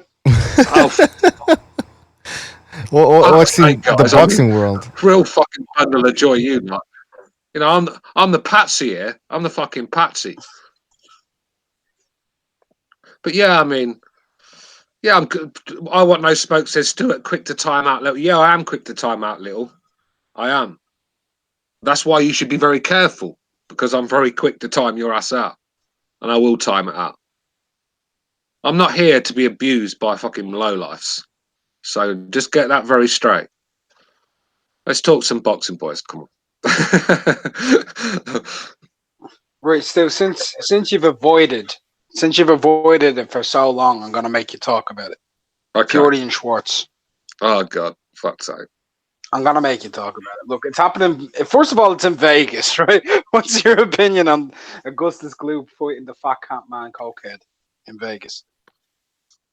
Oh, I mean, these are the sort of fights that these fucking clowns want me to get excited about. They want me to do star jumps when I'm talking about it. How do I get excited for this? You can see I'm retired. Right? You can see I'm retired, man. Work's killing me. You want me to stay up till 4 o'clock in the morning to watch this load of shit? No, I'm not. I'm sorry. You have a phone call. Sorry. I'm sorry if I'm not. I'm sorry if I'm not hardcore enough for you, but that's just how it is. Go on, take the call. Okay. 315, you're on the air. 315. How's it going, Bujo? This is 1-2 Kid.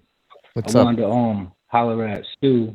I heard him talking about Smith, and I don't think Smith is that good. I think he fights above his weight class. He just beat a welterweight. Big ups for him. Good for him. How good of a fucking performance was that? Excuse my language. But really, come on. Then he knocks Andre, and it's like at least Andre fights guys his own size. Jesus. You know? It's like, why don't he move up to light heavyweight? And I guarantee you any light heavyweight champion cleans him out. Guaranteed. He's not that good. I don't like the way they hype the guy up like he's all that. He's probably one of the biggest hype jobs out right now. Go ahead, Stu. I'll tell you what, mate. If Andrade ever stepped up to 168, he'd be cleaned out in devastating fashion. I can promise you that. I mean, yeah, you don't have to rate Smith. You don't have to rate him. You can call him a weight bully. Is he as much of a weight bully as Jared Hurd? People like that? Spence? I don't think so, do you? Robert Easter. Yeah, same. Robert Easter. Exactly. Yeah. Well, I mean, No, how much answer of a the weight question. bully are they? I mean, even if they're no, well then let me answer. I'll tell you like this. But they're not fighting guys at already dropping a weight class to fight smaller guys, and then fighting guys that are 2-3 weight classes below him. He just fought a welterweight, man. A light heavyweight. Yeah, I know. I've agreed. And you're giving him. But I just said that was a poor fight. I just said it, bro. I said it. Yeah, but I'm saying like I said that's about. He's on about Ndam. But that's the type of performances this guy is getting on. And who was the last guy that he beat prior to that? George Groves, Exactly. unified champion. And George Groves, everyone, unified. I'm getting oldest fuck ass champion. Come on, man. Ain't nobody buying that BS. I'll tell you what, he knocked Rocky Fielding out quicker than Canelo did.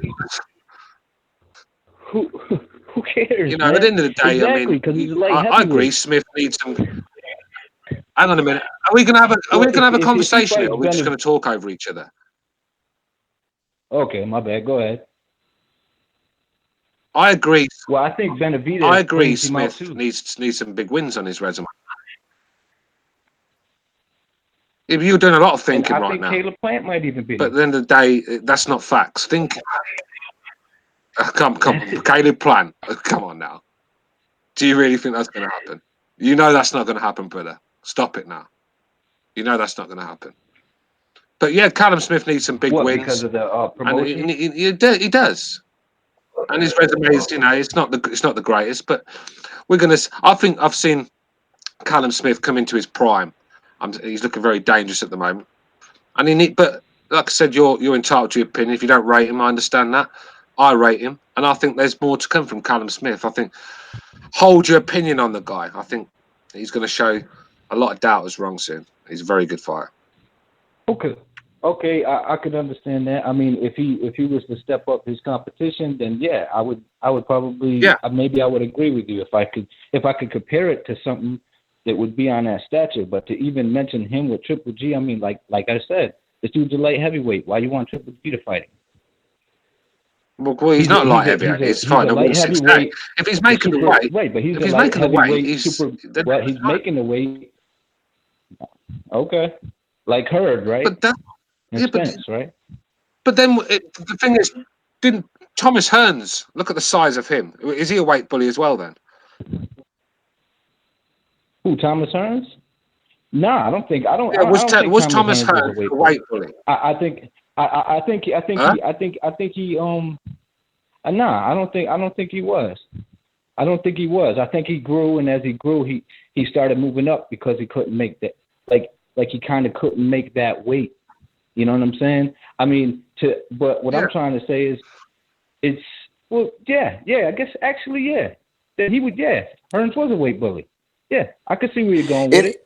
But what I'm just trying to say is, I'm not going to sit here and give him props about beating up guys that are a lot smaller than him.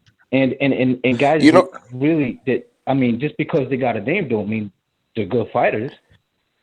in fairness, let me say this to the caller real quick, Stu. In fairness to Tommy Hearns, that's a different scenario because he was fighting at 4'7" when he was 18, 19, 20 years old. He wasn't done growing yet. Once he started hitting his mid-20s, he was moving up. So, the rest of these guys we're talking about are all 30. They're fully grown men. So it's just a little bit different of a scenario. That's all I was going to say. Okay. Well, that's But all at I least had he to was say, honest, bro. guys. I respect And that. I respect that he came on here. He was honest. I respect that because you could have said no. Thomas Hearns is not a weight, but if Callum Smith is, then you have to say Hearns is. But my opinion on this: if you make the weight, then you make the weight. yeah, okay, fair enough. All right, fellas, thanks for having me on. Enjoy your day. 1, 2 kids, Yeah, checking out. good call, bro. Have a good one, bro. Yeah, good call. Have a good one, bro. What about you, McGregor? You got anything on that? Well, look, he said at least Andre had pointing guys his own side. The last fighter he fought was the same size disadvantage that Ndam was, and he said Ndam was previously a welterweight. He never fought a welterweight. Previously a middleweight, moved up 8 pounds. Like Andrade's last opponent was also a former super welterweight in Akabov. So apples and oranges, isn't it, mate? Somebody just asked, Hucker Mustang, what's up, bro? He just asked in the chat, is Spence fighting Porter? No, they were supposed to be fighting on August 3rd. They still haven't fucking announced anything yet. They're dicking around as usual, bro. Just to answer that real quick.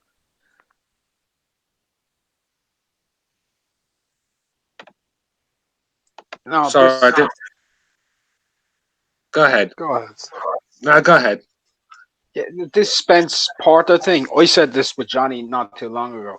If this fight doesn't get made soon, I'm going to start snapping next one. I don't want to be waiting around all fucking year to see Porter Spence. I want that shit out of the way. Yeah, real talk. They were talking about making that on Fox Sports 1 for the American customer. Now, I know I'm in the UK and like whatever, but I would expect the American customers to want us to get the best fights for ourselves as well, available on free rather than pay-per-views too. Just like I want them to get the best fights over on like Fox Sports 1. Like we're getting some good alright fights now on ITV4, which is good. But I want them to get like a unification world title fight, you know what I mean? On free view for them. That's fucking fantastic. And if they're not doing that because Errol Spence acting the diva because he did a quarter of the numbers against Mikey Garcia, like against Sean Porter, who, by the way, is more proven and has a better resume than Errol Spence could even dream of for the next fucking 4 years. It's ridiculous.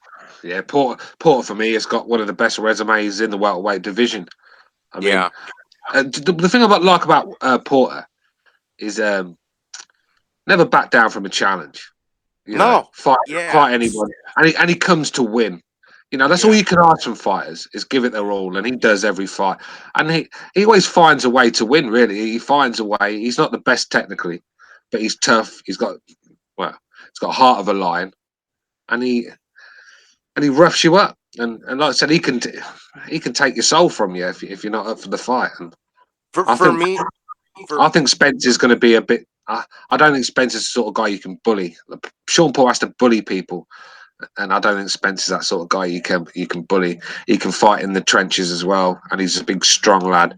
And I just think with that jab of his, he's going to, because Porter rushes in, doesn't he? He charges you, and I think with Spence's jab, he's going to time that on Porter, and I think it's going to be a hard night for Sean Porter. But still a fight, honestly. I have to see. Porter out of the American fighters, Porter's one of my favorite, bro. Just because he, like Stu said, he never backs down from anybody. So I don't want to hear about how Porter's ducking anybody, bro. Because he's fought, aside of Crawford, he's fought in everybody, bro, and Pacquiao. But he'll fight anybody, and he's the class act. He's not a fucking loudmouth like Broner or Charlo or one of these other jagoffs. You know what I'm saying? Like I like Crawford and I like Porter for the American fighters. Those are my two of the favorite American fighters at the moment. And like you say, Porter's the far more proven guy at 47 than Spence is, up to by far up to this point, as far as I'm concerned. Hey, McGregor or Johnny, can you take over? I need to go and make a drink and a coffee. Yeah, go ahead, Stu. Go ahead. Yeah, do you want to take over, Johnny, or will we? No, go ahead. Go ahead, McGregor. Go ahead, brother. Yeah, no. Like you were talking there about like being more proven, and most definitely he has because he's fought everybody, right? He has outside of Pacquiao, Spence, and Crawford, and he'll fight Spence. He's already signed the damn contract for Fox Sports 1, no pay per view, right? This guy, if he was offered a fight with Manny Pacquiao tomorrow morning, if Thurman had to pull out, boom, he'll take that from you. I believe that. Yeah, I believe that 100%. If he was said, "Here, Sean, you can do whatever you want," and Al came over and said, "Here, you're gonna get the same amount of money Amir Khan got against Terence Crawford," boom, he's gone. He'll take it immediately. Like, he's not my favorite style to watch. No. He's not my favorite fighter in the world, but he represents best fighting the best.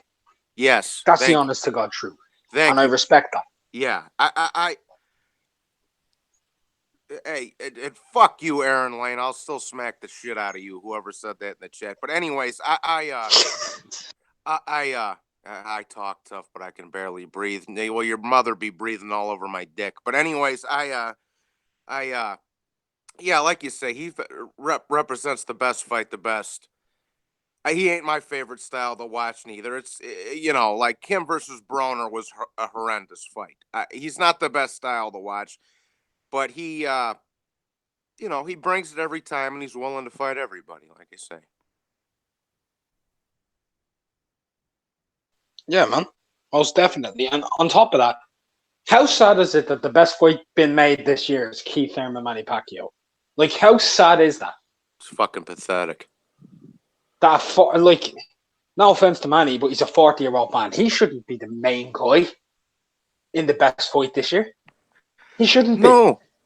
Like I say, it took a 40-year-old Manny for the PBC to put on a solid fight.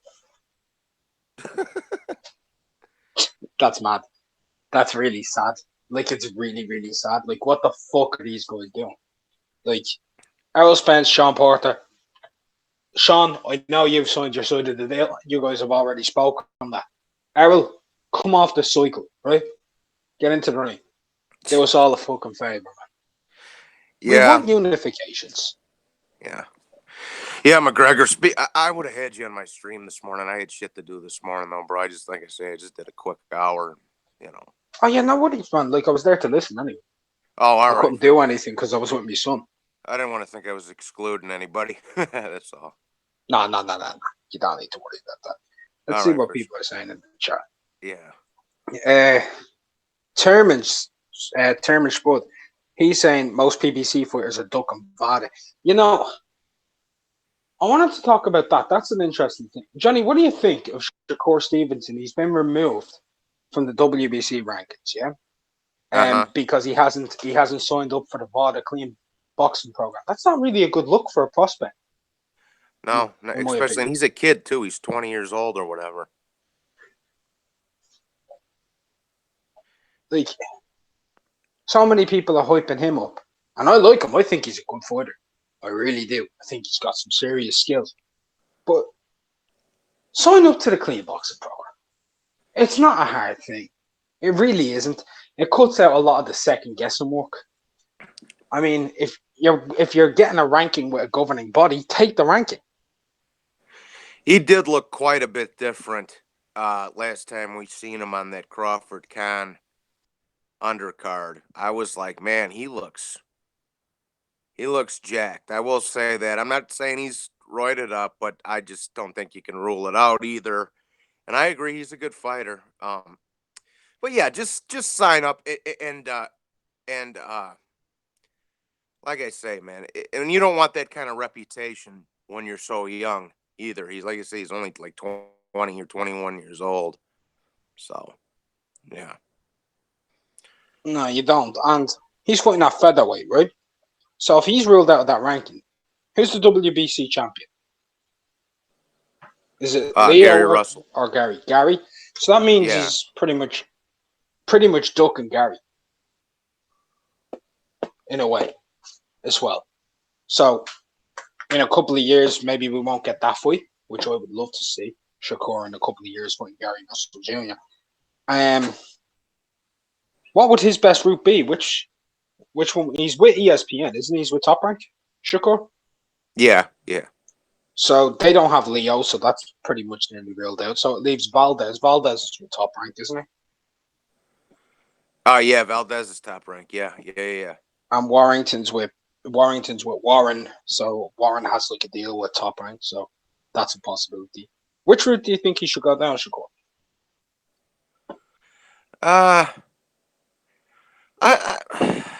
I'd like to see either one of them guys, Warrington or Valdez. I mean, I'd prefer Valdez and Warrington fight each other, like I say, because I think that's an excellent fight. But if I had my choice, I'd say Valdez, because I think Valdez cracks a little bit. Well, he does crack a little bit harder than Warrington does. So. Yeah, but if you were Shakur, which do you think is the best route for him? Yeah, to fight. Yeah, to win. To win. Man, it's a tough. I'd probably, man, I don't know, cause I hold I hold Warrington and Valdez kind of on the same playing field. Plateau. Yeah. Yeah. Richiga said Valdez can't fight going backwards, but the thing is, bro, Shakur's not going to be backing Valdez up. He's going to be going forward against Shakur. Mm-hmm. Yeah,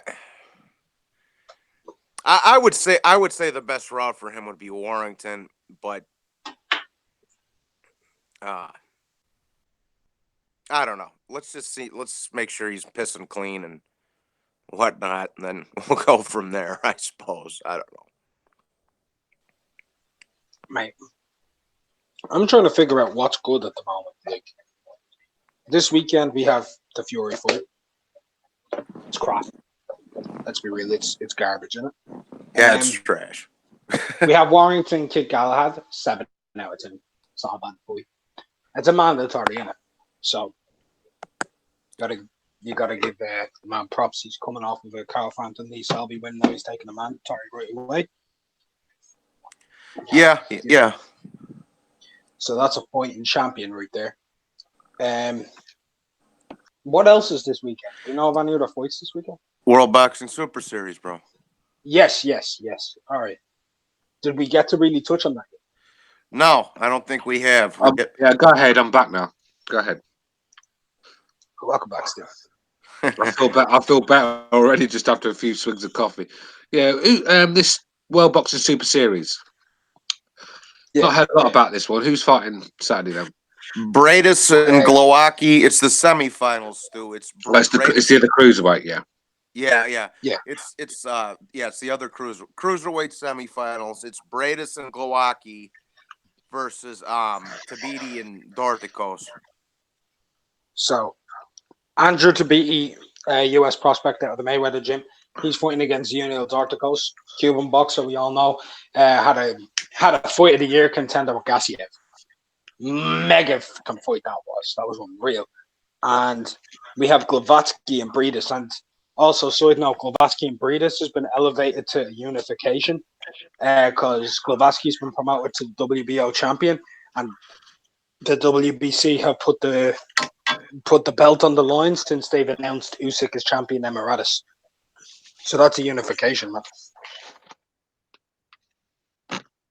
Good card. I like that card.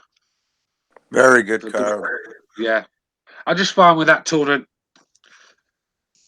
with Usyk dominating it last year, it feels like it's the. I don't think it needed to be made. If you get what I'm saying, it's like all the losers have got together to have a tournament to see who wins. If you get what I'm saying, do you get what I'm saying?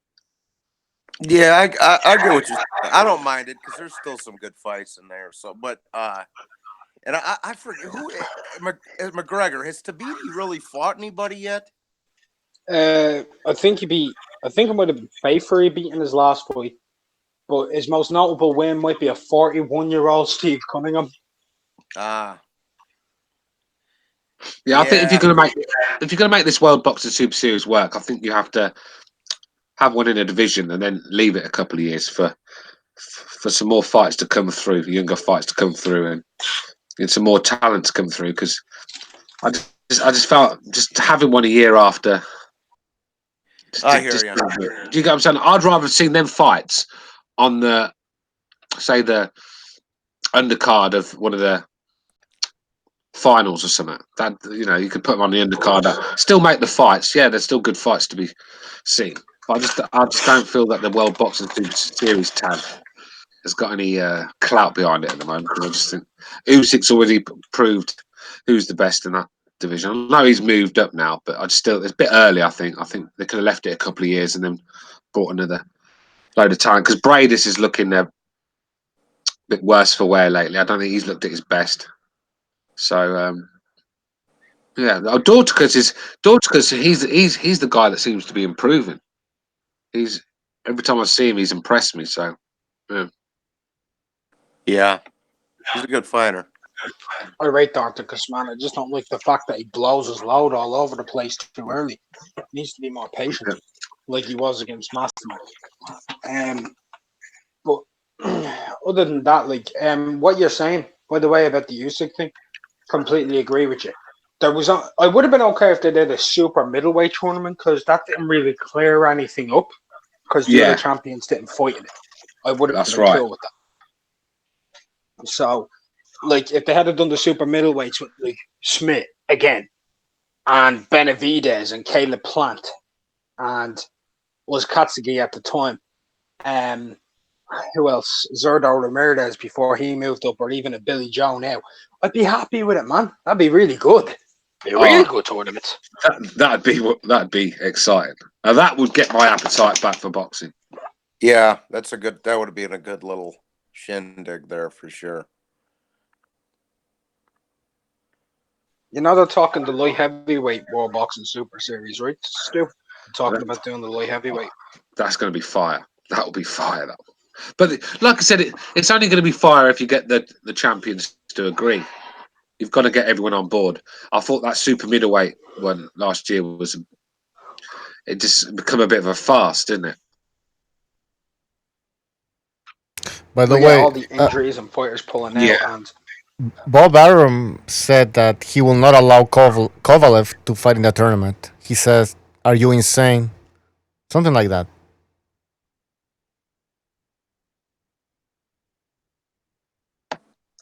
Then straight away it's weakened, isn't it? Yeah. That's the problem with Bob Arum. I mean, Bob Arum claims to want the best for boxing, but this guy has been a thorn in most people's side. It's ever so hard to get things done with Bob. It's not easy. He just doesn't.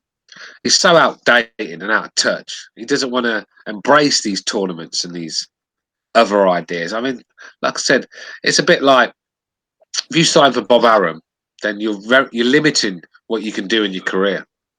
And I think Terence Crawford's finding that out now. Yes, Terence Crawford's making decent money. Yes, he's done well under Bob Arum. But he's going to miss out on big fights, I think, because of Bob. Bob talks about this Spence fight, but Bob's not willing to see Crawford go over to Spence's side. He won't let that happen. He's willing to make the fight as long as it's on his terms. If you get what I'm saying. Well, the thing with Bob is this, bro. He probably doesn't care whether Kovalev goes in there and fights, but he wants those fights on ESPN. That's the thing, bro. Same thing with Crawford and Spence. He don't mind if they fight. He probably don't even care whether he loses or not. I mean, he wants this guy to win, of course, but he wants those fights on ESPN is the problem, bro. He doesn't want them on DAZN or fucking Showtime or wherever. He wants it on ESPN. Yeah, and you've got to make the big fights. Like I said, people have to give and take in negotiations. That's how and I don't think Bob's willing to give anything in the negotiations, to be honest with you. And it's a shame. But like I said, how much longer has Bob got in the game? Can't be too I'm up much. next week. I mean, I've been saying that for 5 years, to be fair. Like, Bob's still trucking. He's like the Queen in Prince Philip. It's just that's still there. But what I will say is, I'll give Bob credit on one thing recently that he's done. He's agreed. He's agreed to allow Jose Ramirez, his fighter, to do a unification with Marta. I like that. He's agreed to what? He's agreed to what? He's agreed to allow Jose Ramirez and Jose Ramirez, his fighter, to have a unification with Morris Hooker at 140. Yeah. That's right, cocksucker. Yeah, well, that's a good thing. But is Bob going to do that with his big stars? That's right, cocksucker. That's right, cocksucker. I was not impressed. Yeah, is Bob going to do that with his big star? We'll see. We'll see. Ramirez is a way bigger ticket seller than Kovalev and Viterbiev and Bostick, man. That's his biggest ticket seller right now is Ramirez out in Fresno. He's doing 15,000 tickets a fight. We'll see, man. We'll see. Like I said, there's a reason why you're going to let these guys. He might be selling tickets, but it's pay-per-views we're talking about here, you know. And he's looking at it like this. Some of your fighters you're going to have to let go over there because you can't keep everyone in house happy, sort of thing.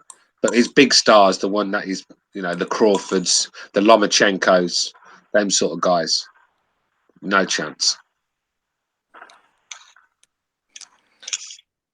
It's like Heyman. Heyman's the same.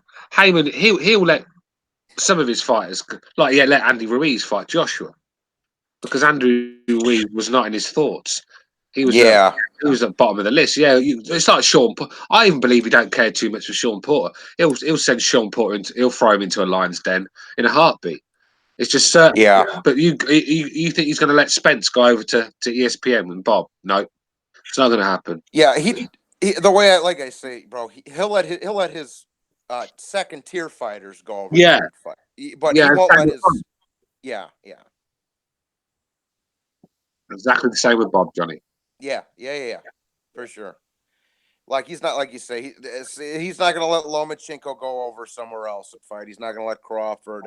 And same thing with Heyman. He's not going to let Spence or Wilder or who's his other moneymaker? Fucking aside of Pacquiao, but you know. Yeah, Spence is precise as Spence is a pay-per-view star. Yeah.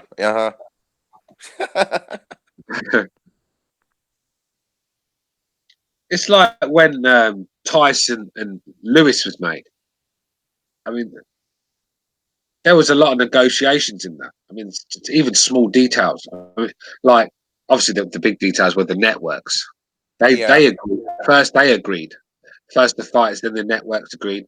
I mean, can you remember? We even had Jimmy Lennon with announcing Mike Tyson. I believe Buffer was announcing Lennox Lewis. There was like a line of guards in the middle of the ring to separate them. It was just, it was just. Oh, I loved it. But them two networks come together to put on a show for everyone, you know, and it worked. I remember leading up to that fight, Stu. I was like fucking 11 years old, and I was already watching pretty heavy then, and I fucking and I was even, you know, it took me a little till I got older to really appreciate Lennox Lewis, but I was like, oh, I hope Tyson whips his ass, and I remember my old man was like, son, Tyson's shot, bro. He's done. Yeah. Lennox is gonna whip Lennox is gonna whip Tyson's ass. Trust me. I was like, okay. But that's a prime. If that fight can be made, any fight can be made. Do you know what I mean? It's just There's too much money in these guys now. They want to keep their prize assets. That's why Wilder's fighting who he's fighting. You know, and that's why Tyson Fury's fighting who he's fighting, and so on. This dude in the chat said, Bob, the Passion of the Christ, Aram. Jesus. What happens if something happens to Bob though? Has he got a son or anything that can take over? I'm sure he'll have fuck not, man. If he's acting like his old man, he can fuck off. I think I think he's already. He knows what he's up there in age. I think he's already gonna to have somebody His step in and son-in-law. fill the void. His son-in-law will take when he's, over. you know, on his. You can imagine Yeah, his son-in-law will take Eddie Hearn. over. Oops. Yeah, Eddie Hearn would be trying to poach his fights at the funeral. That's the sort of guy Eddie Hearn is. Trying Let to me poach run fights. let me run the fucking thing. Something needs to change, I think. I think, like I said, Top Rank have got their foundations there. Obviously, they're a big brand and they've got some very good fighters, but they just need a spark. They need a. I just think they're outdated. Top Rank. A lot of the things they do. You are a Jew. Their undercards are shocking, aren't they? Their undercards are shocking. Not as bad. Yeah, They're not as bad as the PBC undercards lately, yeah, that's true. or even some of the Matchroom undercards. I mean, still, let's be real. We can't hold all these other places like above one another. Like Matchroom, look, they're fucking putting on 40 quid a month still, yeah, for Sky Sports, and most of your content is next gen shows with Joe Cordina headline. I think Adam Smith needs to go. Adam Smith needs to go. Man. I mean, fucking PBC's got 40-year-old Lara headlining fighting a bum next month, bro. I mean, it's just bad. Like I say, Top Rank's doing the right thing with the lightweights. Okay, they're having Calme fight Ray Beltran. The winner's going to fight Teofimo. Lomachenko's going to fight Luke Campbell, and the winner will fight for undisputed. The only thing they need to get on top of is the fucking light heavyweights, Peterbiev, Vosdik, and Kovalev, because they got 3 of the 4 belt holders. That's what Top Rank needs to get their focus on, because they're doing the right thing with the lightweight division. They just need to, yeah. I want to see Haney in there with him, with Luke Campbell instead of Lomachenko. I think Lomachenko will have an easy night to work with Luke Campbell, and I think Lomachenko's the sort of guy who could school you so badly it sort of finishes your career at the top. I mean, where's Walters? Anyone seen him? Where's Rigondeaux? Anyone seen him? You know, that Jason Stoser, where's he gone? He sort of finishes careers, and I think this could be another one. I just don't think Campbell. I think Devin Haney Campbell would have been a much better fight. I'd have been much more up for that one. And it would have told us where Haney is, because Haney's a talent, a very good fighter. And I think Campbell's obviously a good talent himself, and that would have told us where Haney is, and it's been exciting. Lomachenko's going to school Luke Campbell. I know that for a fact. But the thing is, this is the why I'm fine with it though, Stu, is because it's gonna lead to us. It's gonna get us an undisputed, bro. If it was with Haney and them, then it would be the fucking networks and all this other bullshit, bro. So if Loma goes over there and beats Luke Campbell, we're probably gonna get a lightweight undisputed champion of the world, bro. That's why I'm fine with that. To be honest with you, because both Comey and Teofimo and Nakatani are all on the Aram. Yes. The 3 guys in the conversation with the IBF. Yes. So I'm all right with it. And the other reason I'm all right with it is I think if you're going to go for a belt and get a belt, I'd rather see you fight a champion for a belt. Lomachenko, he's the unified champion in that division. I don't want to see a guy be handed a fucking belt for no reason, man. Go and fight a champion if you want a belt. Yeah. I'll be picking up some vacant sport belt and not fighting someone. I'm okay with it too. Definitely okay with Lomachenko fighting Luke Campbell. I find that the Devin Haney fight would have been a bit more competitive, and it would have showed us where Haney is, because I'm excited for Haney as well. And Luke he's still a world class fighter, so it would have been a very intriguing matchup. But I just think Lomachenko is going to have far too much to Luke Campbell, and like I said, it could be one of them schoolings where he goes into hiding, goes and shacks up with Nicholas Walters somewhere. Do you know what I mean? And goes into hiding, because that's what Lomachenko does.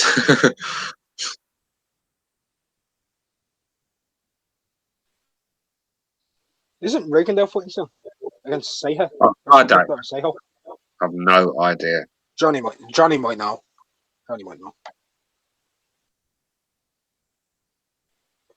Well, Johnny's on mute. If someone in the chat knows, is Rigondeaux fighting like in the next couple of weeks against Seho or something like that? I'm pretty sure he is. I have absolutely no fucking interest in it. No.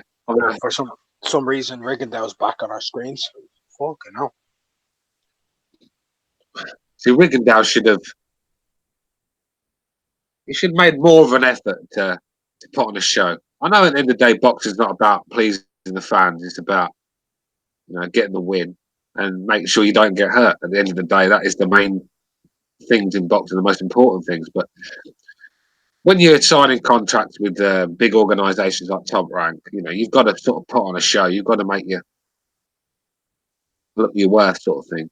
And I just don't think Rigondeaux did that. When he's had times to shine, he's just stunk the joint out. And when he on a Mayweather undercard and threw 6 punches around was it Mayweather, McGregor, or Pacquiao? One of them, I can't remember. It's so long ago, but it was something retarded. He was on an undercard of a Mayweather event. I know that, and he stunk the joint out. He threw 6 punches around. So this guy, he's had chances to shine, chances to be a star because he's got the talent, obviously, but didn't want to know. More interested in just. It's like become a bit of a scam, weren't he? Where he could just turn up, do as little as possible, take his money and go home. It's one of them ones. I don't think he cares too much about putting on exciting fights. And it's cost him because now no one gives a shit about him. Let's be real. There isn't a casual under the sun who knows who he is.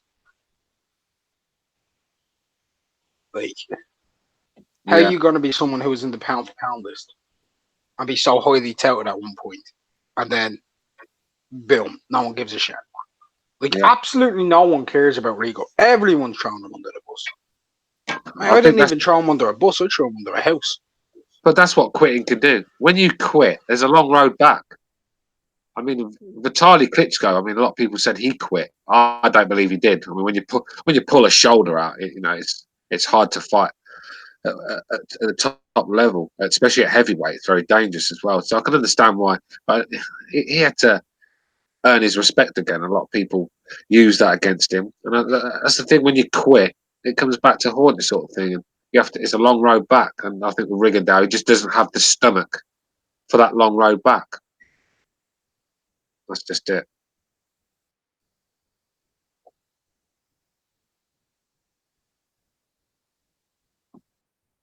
There's more exciting fighters than Rigondeaux, and some young talent coming through, and they're the guys that I want to focus on. I'm done with Rigondeaux.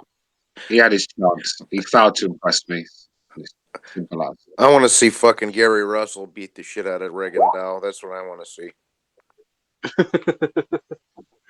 Jesus, man. Oh, I don't even want to see that fight.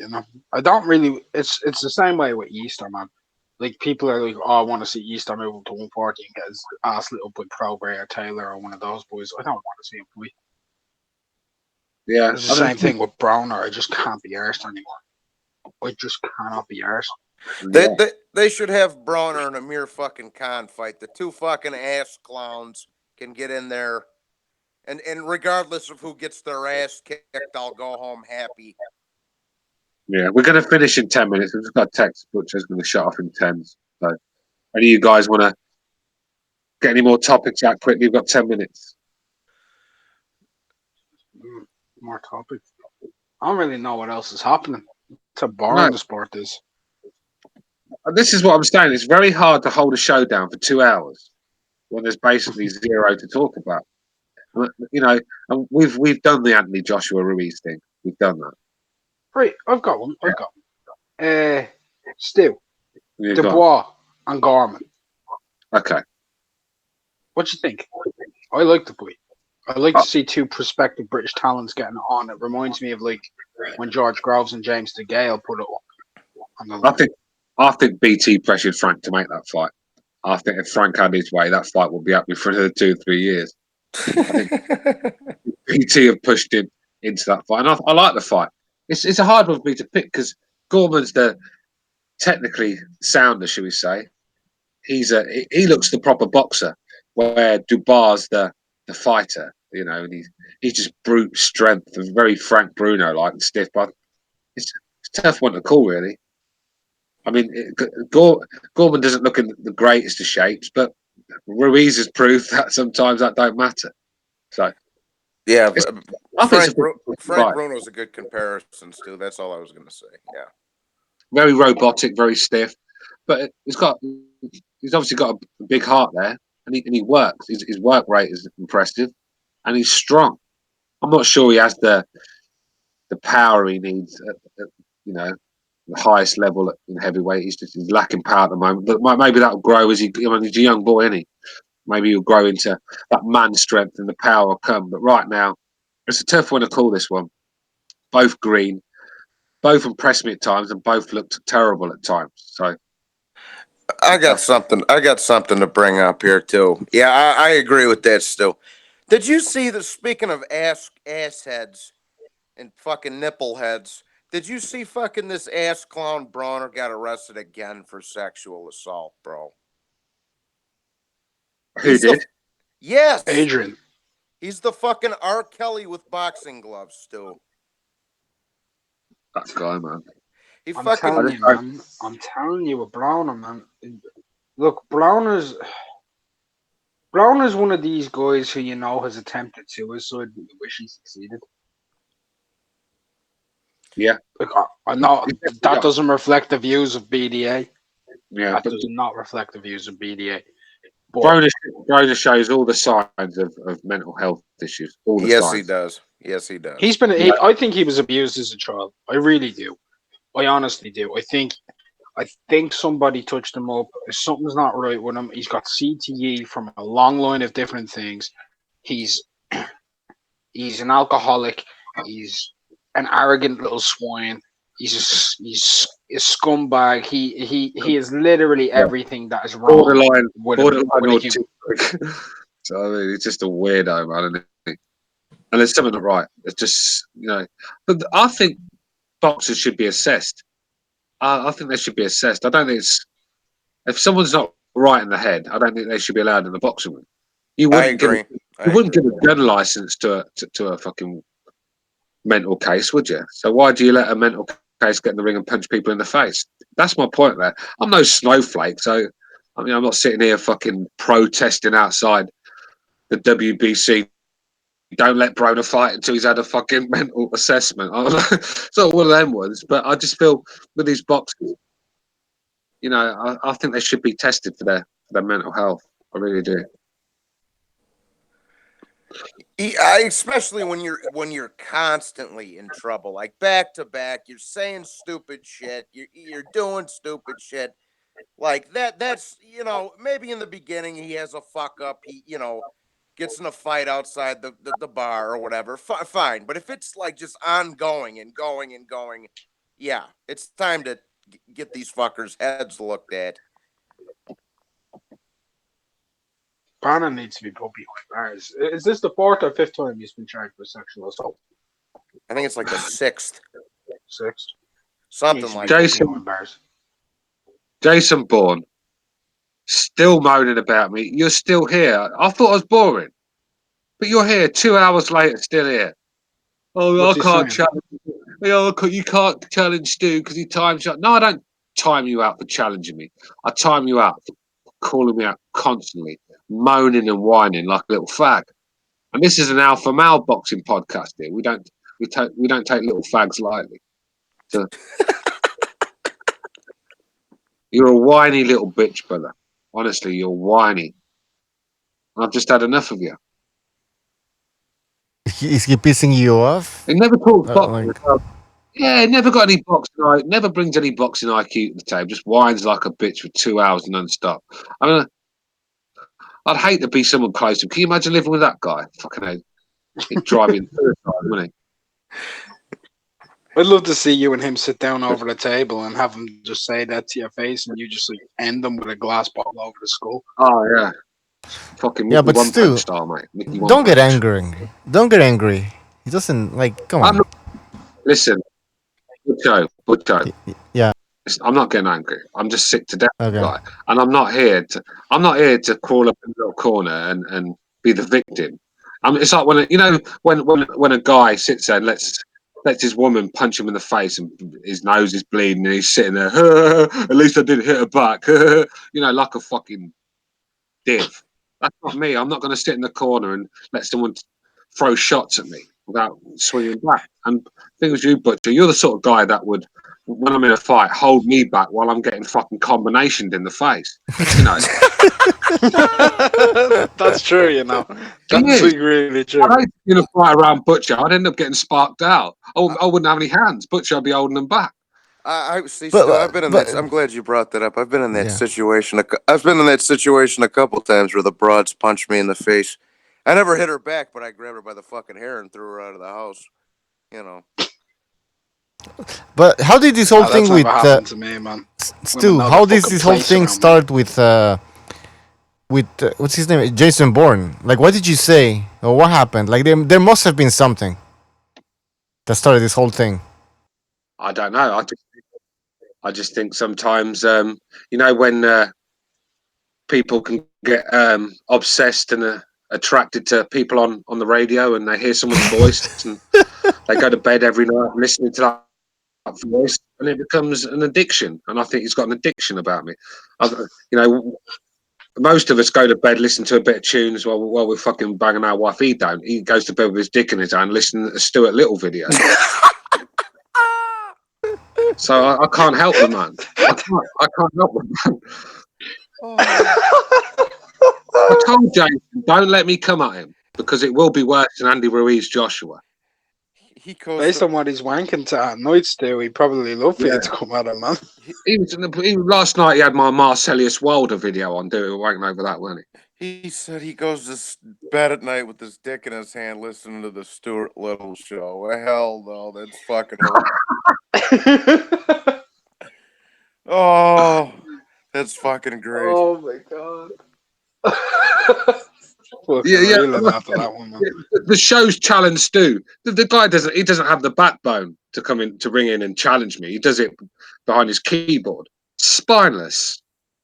I mean, I'm not even sure he's Polish, because at least Polish usually they're quite brave, aren't they? You know, they're known as tough people and quite brave. And there's nothing brave about Jason. I'm sure he's. I don't even believe he's Polish. I don't. I mean, he's even hiding behind an American name, and I think Jason Bourne's American, so he can't even give us his name. His name should be Pavel or Robert or something, you know, but it's not. It's Jason. So. Pavel or Robert? I was thinking of Robert Lewandowski. Do you know what I mean? Oh dear. Robert's still not like a Polish, but fair enough. It's a Catholic name. The Poles use it. Fair enough. Yeah, you've got me pegged there. Did you block him? Oh, there he is. No, he's still going. He's still going. Ooh, poor little Jason. I can imagine how he felt when Spilker got sparked by Wilder. I bet he had a few bottles of vodka that night.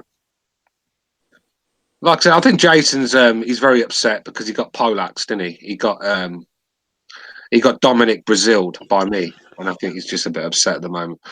It's all right, man. The oxygen masks are coming, Jason.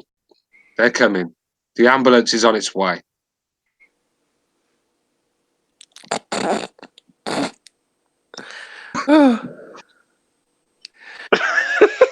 Hey, Stu, you wanna go at Bay Area boxing as well? I don't think you have a good relationship with that guy either.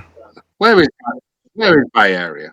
Oh, Bay Area. No, he's all right. Bay Area's left me alone today, so I'm gonna give Bay Area a pass. But don't think I will not do the same to him if he calls me out. I'm ready to take heads. I'm not cherry picking anymore. I'm going after the best. Stu, what do you think you're so popular though? Yeah, I mean, depends. It's like that. It's not a popularity, is it? Really, it's more. I won't say I'm popular. They're just because I'm on here a lot. I'm an easy target for the weirdos. Stu's is the epitome of a heel. He's a pure heel. Like, yeah, he is. Yeah, the type of lad who'll rant about things, and some people will love you, and other people will fucking hate you. It's great. I love that. He's a Stone Cold Steve Austin of BDA Boxing. I've upset a lot more of the Bobby Brown Heenan, man.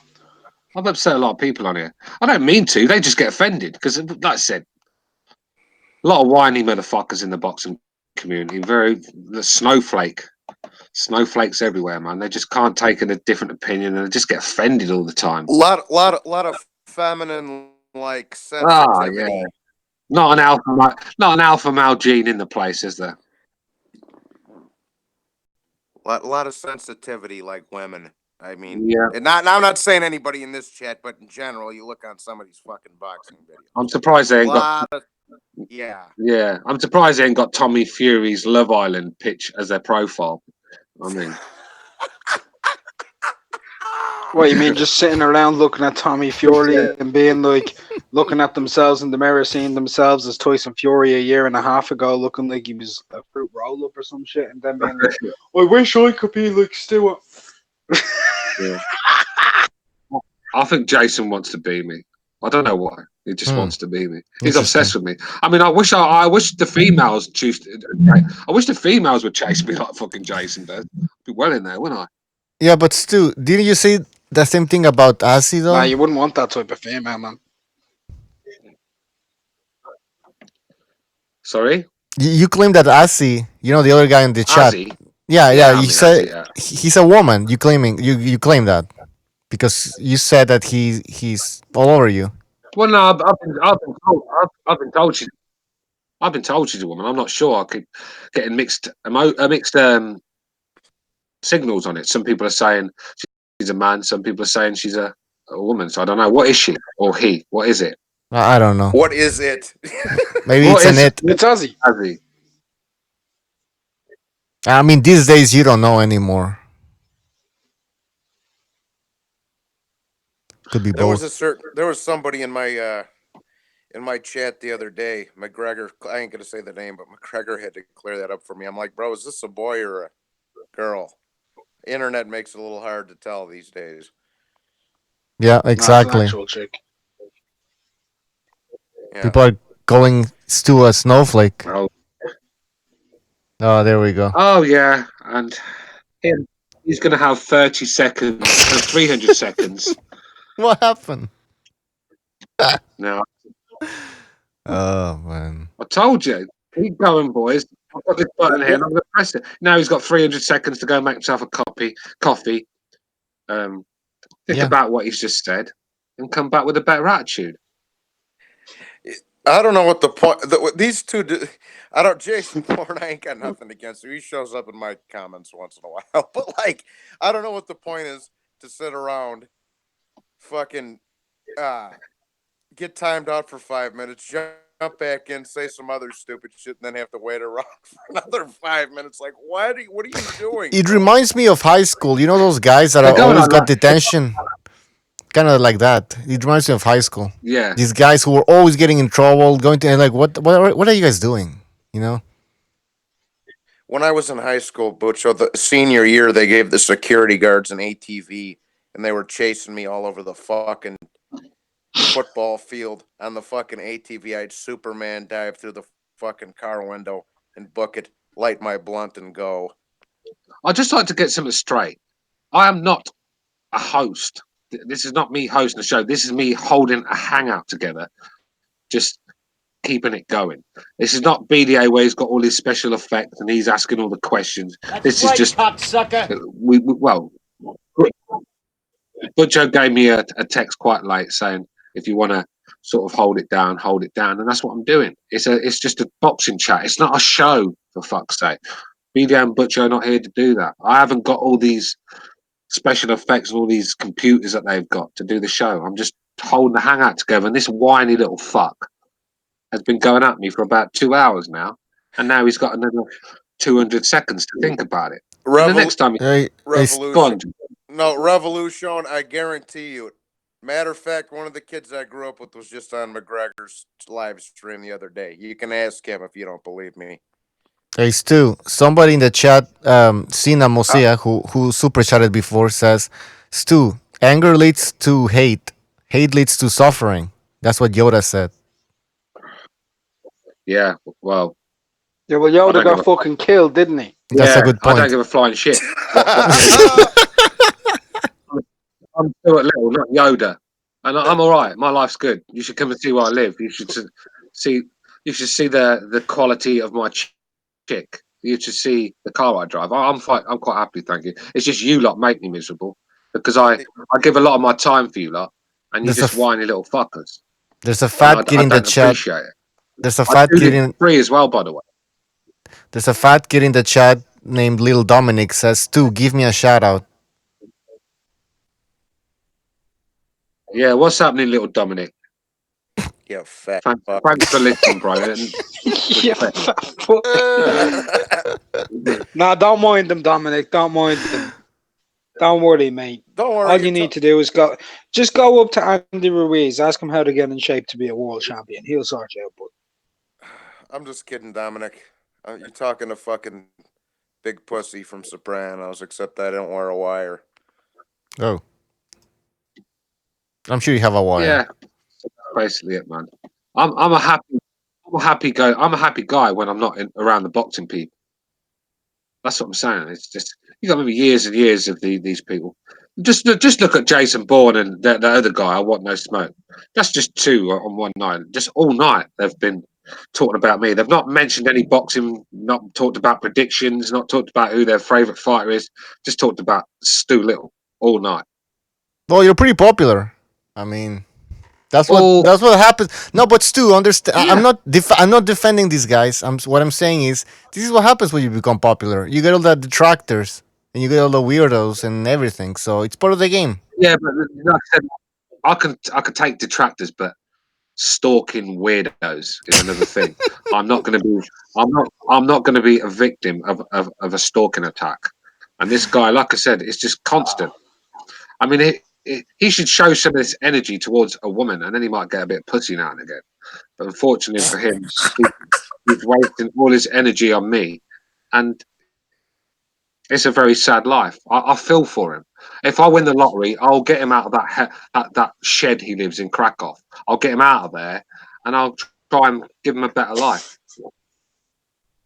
Why don't we just block and erase Oh, everybody shit. because everybody in the comment section has had something unflattering to say about somebody on the panel. I mean, That's I'm true. constantly getting persecuted by fucking Rosklar. Why don't we just block that guy?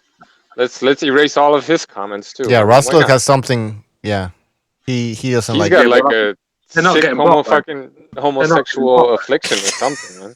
Yeah, they're not getting blocked. They're just getting timed out. this is actually the Constant. I mean, I get loads of abuse. I don't time out everyone, but I time out the same ones. I've been doing it for months and months and months, and I Why just do can't it you just block them? Like, because I don't want to do that. I don't want to. It's not my channel to block someone and stop them from being on the show. Do you know what I mean? Being in the chat, but I just give them no, but like then they can't because if I block somebody, I can't see their comments anymore, and it's all good. I don't care. Yeah, I know. You know what I Yo, mean? I like when I'm being abused. I like to see what's being said.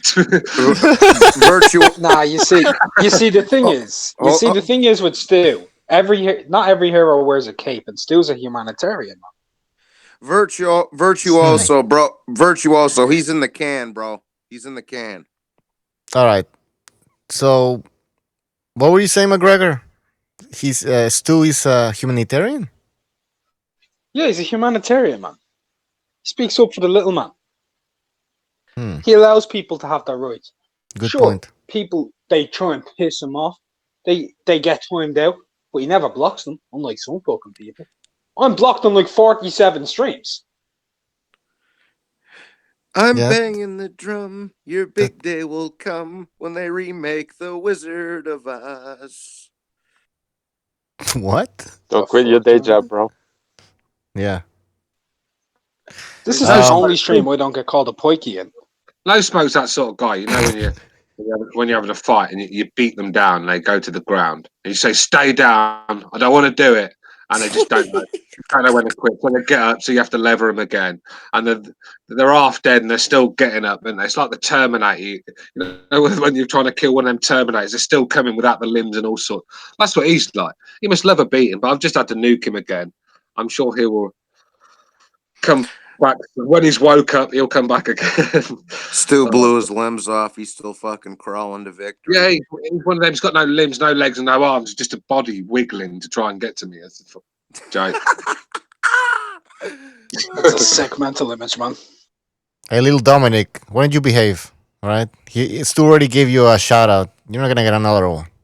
Little By the way, Dominic, shout out to little Dominic, you little fat motherfucker. yeah. And then little Dominic is saying, Jason Bourne, stop going after Stu. All right, little Dominic has Stu's back. I don't know. I think I'm quite a happy guy. I mean, if I'm miserable, fucking hell, you should see some of the people I know. You definitely wouldn't like them. I think I'm quite. Give me something to be happy about. I don't just go around walking around with like a Cheshire cat with a smile on my face, grinning at people like a weirdo. Give me something to be happy about. Mm-hmm. Give me something to be excited about. Come on, tell me a fight that's going to happen that's going to whet my appetite. Paulie Malignaggi, bare knuckle boxing. Yeah. There we go. You're gonna watch it. Don't lie though. Paulie. You guys are gonna watch that shit. Don't lie. I'm not. I already know. Oh, God, lies. I gotta watch it. I don't like Paulie, but he's got a school Lobov's ass. This motherfucker didn't start boxing until a year ago. He got fucked. Yeah, he's gonna fuck Lobov up, and I don't like neither one of them. Man, people in their chat still going after Stu. Well, Jason Bourne is. Holger Mustang says, I hope Paulie Malignaggi loses. Yeah. I mean, I don't really care. His name's Mike the Situation, not Paulie. He's a fucking True. He's a fucking little Jersey Shore little fucking weasel that takes 2 hours to do his hair like a woman. And he's from the same fucking neighborhood as Sammy the Bull, so I guess the rats all come from that fucking neck of the woods. I thought Jason was Polish. I'm talking about Paulie. Paulie Malignaggi. Cut out. Oh, by the way, just an update. Can I just update everybody? Revolucion and I, we already have over 120 questions, I believe. So next week we're gonna start the trivia show. It will be Stu Little versus Recognize the Matrix. Man, that fucking show, man. Yeah, it's happening. It's happening. When's the second round? Who's in the second? Well, we don't know. Let's do the inaugural show and then we'll see how it goes. Okay. And I think Revolucion has some prizes for the winner. Do this, man. Can't get someone to replace. If you don't want to take on Recognize, I'm sure that me and Johnny. No, I don't want to take it. I just don't. Like I said, I'm not feeling it because I know it's going to be all about me being a target for abuse if I get it wrong because he's pounds away with pounds. None of you got this you don't get it the same as I do. Stu, are you having a panic attack? Are you having a panic attack? Yeah, I'm having an anti-Josh. Is the water not right, Stu? Is the water not right? Is the water different? Yeah. God forbid I get one that's easy wrong. God damn. Come on, Stu, stop. All right. Would a precise call it a Hispanic attack? Yeah. All right, hold on. Yeah, that's fucking great. Guys, we have a phone call. I think it's Revolucion. 203, you're on the air. 203. Yeah. Stu. Brother. We have a contract, bro. We're signed up, man. Sorry? Can you repeat that? Dude, What's he say, Butcher? Can't hear him. Signed up for the show, baby. You're in. You can't leave us right now. You gotta show up. That's true. Funny you say that. My shoulder's feeling a bit funny. Man, come on, Stu. Man, you can't back out, man. It's gonna be. I mean, people are gonna go after you. So, brother, this is the deal, man. You gotta come through. Why does it have to be 1-on-1? Why can't it be 3 or 4 of us in the show? It's boxing, man. What is this? It's boxing. If you want to do teams or something, then me and Johnny will take on you in Revolution. Yeah, I'll bet. Or you Recognize. We've no problem with that, do we, Johnny? No, not at all. Not at all. We're Nah, done. Stu's doing it. Matter of fact, me and McGregor will take on any duo you can come up with. Stu's doing it. Yeah. He's just joking around. He needs some sleep. Do you know what the funny thing is? Yep. Okay. When Butcho and Revolution were thinking of this idea, which is a good idea, by the way, notice they never put Thank you. their own names forward. Yeah, their names were nowhere to be seen on the list. Well, somebody has to create this show, Because we're right? the I'm man- running the we're questions. Questions, man. Yeah. We're the commission. We are the commission. The WBC. You don't see Maurice Suleiman. You don't see him putting boxing gloves on. Exactly. He's putting the whole shit together. I'm doing what Suleiman does. You know, just make up some fucking shitty rules and get fat. So that's my job. Well, how about you two make us a deal, though? Since all of us will end up competing, how about at some stage, you two go one-on-one, and a few of us panelists, we'll go and we'll get questions. Like me, Johnny, Stu, we'll go get questions, and someone will host it and give out the questions, and you two go head-to-head at some stage. Sure. You know what? Sure. End of the year, December show when we're doing the BDA awards. You can do that. You could roast me and Bucho, grill us on our fucking trivia knowledge. And you could also, Apology wanted to do like a BDA trivia, like quotes from the panelists and stuff. We could have that too. That could be a special show. Yeah, and by the way, the reason why we chose Stu and Recognize is because of their boxing knowledge that we respect a lot. We know these guys know their boxing, so that's why we chose these two individuals. That's the only reason why. So, Stu, you should, we're praising you basically. Like I said, the old memory's starting to give way on me recently. I'm just Stu, we gave you some of the questions. Remember, we gave you a preview, and you answered most of them. So, The thing is, I'm worried. Really I'm worried about. I'm going to get a lot of questions about the lighter divisions. I'm good with the lighter division, not to the standard of some of you guys, man. I'm a bit worried about that, and I'm a bit worried about obviously certain history questions as well. But yeah, we'll see. No, the questions Let's put are. it this way. Boxing's a deep sport. It's a deep sport. The commission is putting a lot of effort into making sure it's all even for everybody.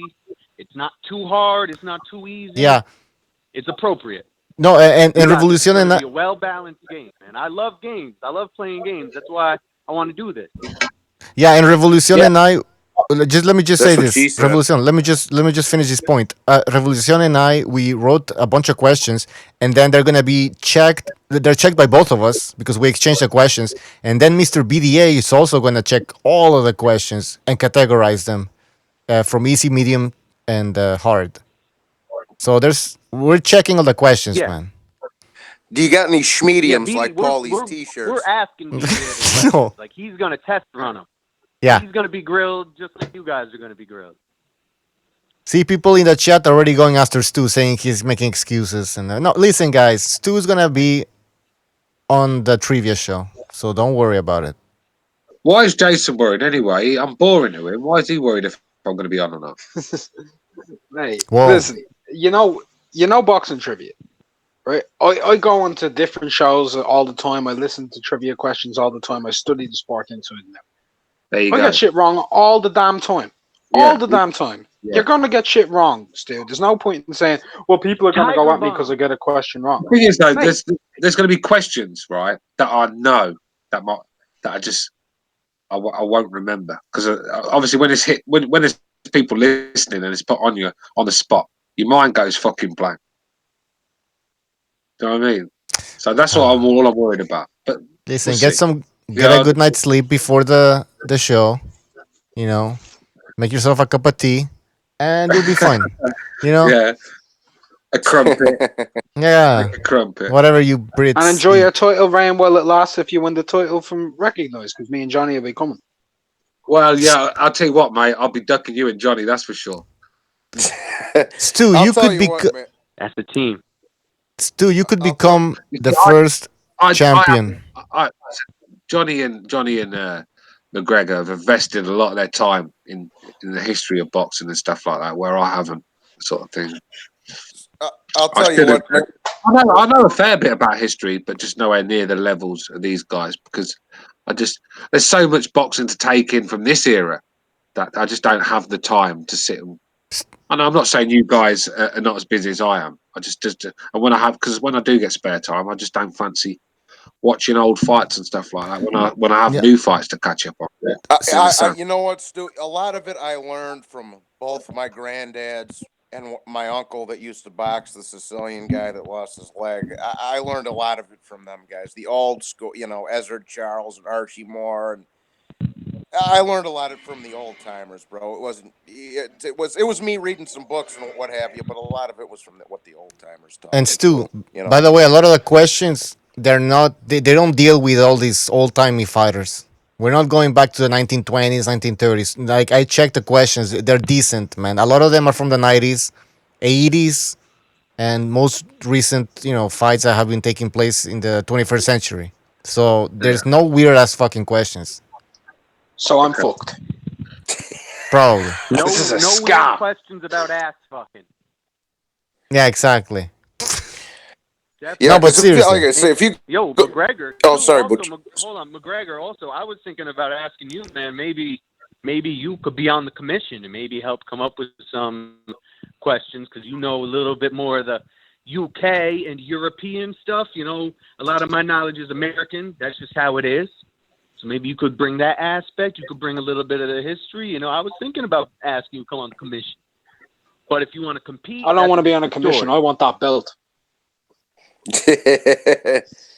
Winner gets Crawford's The man got wife. something to prove. See, the thing is, with the Latin fighters, with the Latin fighters, I mean, obviously, when I grew up boxing, we had like we had 4 channels, just 4, and 3, and actually 3 at one time, and then it went to 4.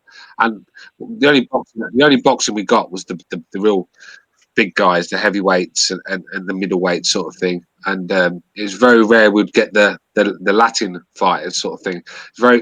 It's very rare you'd see Chavez senior on a British TV back then, and just like Lopez and all them. Just didn't get a chance to see them guys growing up. So I've had to obviously look into these guys and watch old videos and YouTube vids of these guys. So yeah, there's a lot to catch up on with my Latin fights as well, because you can only watch what you've been sort of brought up on. Luckily, they showed the American fighters, a lot of the best American fighters. That's why I know about these sort of guys. Stu, stop. Yeah, stop, like I say. Stop. Oh, No, I was saying, Stu, come on. Sorry, you're ready for the show. You don't trust me. The questions are not crazy. I'm not saying I'm not. I'm just saying. Okay. Yeah, like I say, Stu, a lot of the old, the 30s and 20s and all that. Like I say, I learned that shit from my grandpa and my uncles and shit, bro. Yeah, I know some Alright. of the old stuff. I know going back from Jack Dempsey and all them, and No, like I said, even before Willard, when Willard took the title off Jackson, and before that, it was it before that Sullivan? Was it? I don't know, but I do know a bit about history. The Gene Tunney, and from Max Baer to Smelling to Lewis. I do know Primo Canera. Yeah, so I'm Floyd Patterson, Sonny Liston. The list goes on. So I do know my boxing sort of thing. It's just there's certain topics I'm going to struggle in. You talk about an ugly motherfucker. That Primo Carnero was an ugly son of a bitch. Yeah, ugly bastard, bud. That fucking guy was the Italian sloth from Goonies. Jesus. All right, guys, we're gonna end the show now. It's time to go. All right. Well, thank you, fellas. Have a good night. Yeah, and everybody give a shout out to Stu for hosting the show. Did a great job. Thank you, Stu. I tried my best, boys. I'm tired. I tried my best. I'm not a host. That's great. what BDA does. He's the best. No, BDA is the only host. I don't have host. the equipment, so. Yeah. No, but it was good, man. It was good. Great show, man. And thank you for all the callers and the super chatters. Thank you for your support. Guys, check us out on Instagram. And if you can support us on Patreon, please go ahead and do so. We'll see you, I guess, tomorrow or Tuesday. All right, guys. Take care. Peace out, guys. Take care.